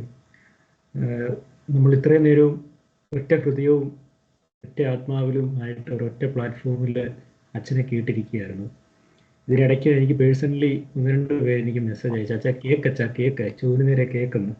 അപ്പം ഞാനത് അതങ്ങനെ പറയാൻ വ്യക്തിപരമായിട്ടുള്ള കാരണമുണ്ട്. ഞാൻ 1-2 പേരോട് ഷെയർ ചെയ്തിരുന്ന വ്യക്തിപരമായിട്ടുള്ള കാരണങ്ങൾ ഉള്ളത് കൊണ്ടാണ്. കാര്യം ഇപ്പം ഞാൻ ചിന്തിക്കുകയായിരുന്നു, ഈ എങ്ങനെയുള്ള കാത്തിരിപ്പാണ് നമുക്ക് ആവശ്യം എന്നുള്ളത് അച്ഛൻ പറഞ്ഞതിന് ശേഷം സ്ലീപ്പിംഗ് സെയിൻ്റ് ആയിട്ടുള്ള സെയിൻറ്റ് ജോസഫിനെ കുറിച്ചൊക്കെ പറഞ്ഞപ്പോൾ സത്യം പറഞ്ഞാൽ നമ്മുടെ പെന്തക്കോസ്തി ദിവസം ശിഷ്യന്മാർക്ക് പരിശുദ്ധാത്മാവിനെ കിട്ടിയെന്ന് പറഞ്ഞതുപോലെ ഈ ചില വചനങ്ങൾ നമ്മളെ കീറി മുറിക്കും. അത് ആ രീതിയിൽ സ്ട്രൈക്കിംഗ് ആയിട്ട് പറയുമ്പോഴാണ് നമുക്കത് ബോധ്യപ്പെടുന്നത്. പ്രത്യേകിച്ച് നമ്മൾ അങ്ങനെ ഒരു ജീവിതാനുഭവത്തിൽ കൂടെ കടന്നു പോകുമ്പോൾ അച്ഛൻ്റെ പേഴ്സണലായിട്ടുള്ള, ഞാൻ അച്ഛനെ ഫോളോ ചെയ്യുന്ന സമയത്തൊക്കെ അച്ഛൻ്റെ പേഴ്സണലായിട്ടുള്ള അനുഭവങ്ങളൊക്കെ എനിക്ക് അച്ഛൻ ഷെയർ ചെയ്തിട്ടുള്ളത് അറിയാൻ പറ്റും. അപ്പോൾ എനിക്ക് തന്നെ ഒരു വ്യക്തിയുടെ പ്രൈവസിയെ ബാധിക്കുന്നതാണല്ലോ എന്നുള്ളത് കൊണ്ടാണ് ഞാനത് ആമുഖത്തിൽ പറയാഞ്ഞത്. പക്ഷേ അച്ഛൻ തന്നെ അതല്ല നിങ്ങളോട് റിവീൽ ചെയ്തു. ഇതിനിടയ്ക്ക് ഞാൻ അച്ഛനെ ഒരു പ്രയർ ഞാൻ PDF ആക്കി അയച്ച് ഇച്ചിരി സൂം ചെയ്ത് അയച്ചു കൊടുത്തു. ഞാൻ 1-2 പേരോട് പറഞ്ഞു അച്ഛനെ കണ്ണിന് ചെറിയ ബുദ്ധിമുട്ടുള്ള ആളാണ് എന്ന് പറഞ്ഞിട്ടാണ് ഞാൻ അച്ഛനത് കുത്തിയിരുന്ന് ടൈപ്പ് ചെയ്ത് മലയാളം ഞാൻ അച്ഛൻ അയച്ചു കൊടുക്കുകയായിരുന്നു ചെയ്തത്. അപ്പോൾ എനിക്ക് കാര്യങ്ങളൊക്കെ അറിയാമെങ്കിൽ ഞാൻ ആമുഖമായിട്ട് പറഞ്ഞില്ല. പക്ഷേ അച്ഛൻ അത് കൃത്യമായി അത് പറഞ്ഞ് നമ്മളോട് ജീവിത അനുഭവങ്ങൾ, ഒരു മനുഷ്യൻ്റെ വ്യക്തി ജീവിത അനുഭവങ്ങളിൽ കൂടി നമ്മളോട് പറയുമ്പോഴാണ് വചനം അനുഭവവേദ്യമായിട്ട് മാറുന്നത്. അതിന് അച്ഛനോട് ഒത്തിരി നന്ദിയുണ്ട്. അതേപോലെ തന്നെ ഇന്നീ പറഞ്ഞ വചനം വ്യക്തിപരമായിട്ട് എനിക്ക് എന്നോട് പറഞ്ഞ വചനമായിട്ട് മനസ്സിലാകുന്നു. അതേപോലെ തന്നെ ഇവിടെ കൂടിയിരുന്ന കുറച്ച് പേർക്കെങ്കിലും, എല്ലാവർക്കും കിട്ടിയിട്ടുണ്ടെന്ന് എനിക്കറിയില്ല, അതിലും എന്താ പറയുന്നത്, വിതയ്ക്കുന്ന വിത്ത് എവിടെ വീഴണം എന്നുള്ളത് വിതയ്ക്കുന്നവനൊരു ഉദ്ദേശമുണ്ട്. അത് വീണ് എവിടെ എങ്ങനെ പൊന്തി വരണമെന്നുള്ളത് ആ വിത്തിനും ഒരു ഉള്ളിലൊരു സംഗതിയുണ്ട്. പിന്നെ അത് അനുയോജ്യമായ സാഹചര്യങ്ങളിലൊക്കെ കിടന്ന് നല്ല നിലത്ത് വളരുമ്പോഴാണ്. ഇപ്പം എന്താണെങ്കിലും അച്ഛൻ വിതച്ച വിത്ത് നന്നായിട്ട് വളരാനായിട്ട് ഇടയാവട്ടെ. ദൈവത്തിന് പരിശുദ്ധാത്മാവിനെ ഇടയാക്കട്ടെ. പ്രത്യേകിച്ച് ഇറങ്ങിപ്പോകുന്നതിന് മുമ്പ് ഒരു കാര്യങ്ങൾ, നിങ്ങൾ ഈ ഏകദേശം 28 പേരോളം, ഞാൻ മീറ്റിങ്ങിന് പല സമയത്ത് ഞാൻ ശ്രദ്ധിച്ചതാണ്. ഏകദേശം ഒരു 30, 32, 33, 34 റേഞ്ചിലൊക്കെ ആയിരുന്നു ഇതിനകത്തുള്ള പാർട്ടിസിപ്പൻസ് ഉണ്ടായിരുന്നത്. ചിലരൊക്കെ എനിക്ക് പേഴ്സണൽ മെസ്സേജ് അയച്ചിട്ടാണ് പോയത്. അപ്പം നമുക്ക് ഈ വീഡിയോ ഒന്ന് ജസ്റ്റ് ഒന്ന് നാട്ടിൽ നിന്നൊക്കെ ഉള്ളവരുണ്ട്, എൻ്റെ വീട്ടുകാരുണ്ട്, അതുപോലെ മറ്റ് ഓസ്ട്രിയയിൽ നിന്ന് ജോയിൻ ചെയ്തവരുണ്ട്. നമുക്ക് പറ്റുമെങ്കിൽ ഈ വീഡിയോ ഒന്ന് ഓൺ ചെയ്താൽ നമുക്ക് ജസ്റ്റ് ഒരു ഫോട്ടോ ഒന്ന് എടുക്കാമായിരുന്നു. കാര്യം ഇങ്ങനെയൊരു സംരംഭം നമ്മൾ ആദ്യമായിട്ട് ചെയ്തതാണ്. കഴിഞ്ഞ ഒരു ഓൺലൈൻ മീറ്റിങ്ങിന് ഉണ്ടായിരുന്നു എങ്കിൽ തന്നെയും പറ്റുമെങ്കിൽ സാധ്യമെങ്കിൽ നമുക്കൊരു പിക്ചർ എടുക്കാനായിട്ട് അത് ആ സമയത്ത് അത് ചെയ്തുകൊള്ളും. പിന്നെ ഏറ്റവും അവസാനം ഇത് പറയുന്ന സമയത്തും ഈ പറയുന്ന പോലെ തന്നെ നമ്മുടെ ഈ കാത്തിരിപ്പിനെ സംബന്ധിച്ചിടത്തോളം അച്ഛൻ ഏറ്റവും അവസാനം പറഞ്ഞു വെച്ച ഒരു കാര്യമുണ്ട്. പരിശുദ്ധാത്മാവ് എന്ന് പറയുന്നത് ഒരു ഹെൽപ്പറാണ് എന്നുള്ളത്. അത് ഓർത്തഡോക്സി പ്രത്യേകിച്ച് പഠിപ്പിക്കുന്ന ഒരു കാതലായിട്ടുള്ള കാര്യമാണ്. പരിശുദ്ധാത്മാവ് നമുക്കൊരു ഹെൽപ്പറാണ് എന്നുള്ളതാണ് അച്ഛൻ ഏറ്റവും അവസാനം പറഞ്ഞു വെച്ചത്. എങ്ങനെയുള്ള കാത്തിരിപ്പാണ് എന്നും അച്ഛൻ പറഞ്ഞു വയ്ക്കുകയുണ്ടായി. ഈ കാത്തിരിപ്പ് എന്ന് പറയുന്നത് ഓർത്തഡോക്സിയുടെ കോണ്ടെക്സ്റ്റ് അല്ലെങ്കിൽ വിശുദ്ധ വേദപുസ്തകം ആഴത്തിൽ പഠിക്കുന്ന അല്ലെങ്കിൽ അങ്ങനെ രീതിയിൽ ഡീപ്പറായിട്ട് പഠിക്കുന്ന ഒരാളെ സംബന്ധിച്ചിടത്തോളം കാത്തിരിപ്പ് എന്ന് പറയുന്ന അച്ഛൻ പറഞ്ഞതുപോലെ ചുമ്മാ ഒരു വെയിറ്റിംഗ് ഷെഡിൽ പോയി ബസ് കാത്തു നിൽക്കുന്ന ആ ഒരു ഇതല്ല. അതിനപ്പുറത്തേക്ക് വേദപുസ്തകത്തിലുള്ള ഒരു വാക്കാണ് ടാറിങ് എന്ന് പറയും. അത് അല്പം ഒരു പഴകിയ ഇംഗ്ലീഷാണ്. അപ്പോസ്തല പ്രവർത്തനം 1-ാം അധ്യായം 4-ാം വാക്യത്തിൽ ഇപ്രകാരം കാണുവാനായിട്ട് സാധ്യമാകും. ടാറി ഇൻ ജെറൂസലേം എന്ന് കാണാനായിട്ട് സാധ്യമാകും. അത് ഒരു പ്രത്യേക ഉദ്ദേശത്തോടെ പ്രതീക്ഷയോടെ സജീവമായിട്ട് ഒരിടത്ത് തങ്ങി നിൽക്കുക എന്നുള്ളതാണ്. അപ്പോൾ ചുമ്മാ പോയി എന്താ പറയുന്നത്, ഗോതയിൽ നടക്കുന്ന കളി കാണാൻ വേണ്ടി അല്ലെങ്കിൽ കോർട്ടിൽ നടക്കുന്ന കളി കാണാൻ വേണ്ടി ഗോതയിൽ കയറിയണ പോലെയല്ല എന്ന് പറയുന്നതുപോലെ അച്ഛൻ അതിൻ്റെ എല്ലാ തലങ്ങളും പ്രത്യേകിച്ച് പറഞ്ഞു തരികയുണ്ടായി. അച്ഛനോട് ഹൃദയംഗമായിട്ടുള്ള നന്ദി അറിയിക്കുകയാണ്. ഏകദേശം 1.5 മണിക്കൂറോളം ആകുന്നു ഈ നമ്മൾ പ്രാർത്ഥനയും ഈ വചന ഘോഷണമൊക്കെ ആയിട്ട് ഇങ്ങനെ. അച്ഛനങ്ങനെ വചന ഘോഷണം എന്നതിനേക്കാൾ ഉപരി ജീവിതത്തിൽ നിന്ന് പറഞ്ഞു തരികയാണ്. അതുകൊണ്ട് നമുക്കത് കുറച്ചുകൂടെയൊക്കെ ഒരു സ്ട്രൈക്കിംഗ് ആയിട്ട് തോന്നുന്നു. ഒരിക്കലും ഒരു മനുഷ്യൻ്റെ ജീവിതാനുഭവങ്ങൾ പറയുമ്പോൾ ചിലപ്പോൾ ആ വ്യക്തി കടന്നു പോയത് ആ വ്യക്തിക്ക് മാത്രമേ അറിയത്തുള്ളൂ. കേട്ടിരിക്കുന്നയാൾക്ക് ചിലപ്പോൾ ഒരുപക്ഷെ ഇത് കഥയായിട്ട് തോന്നും.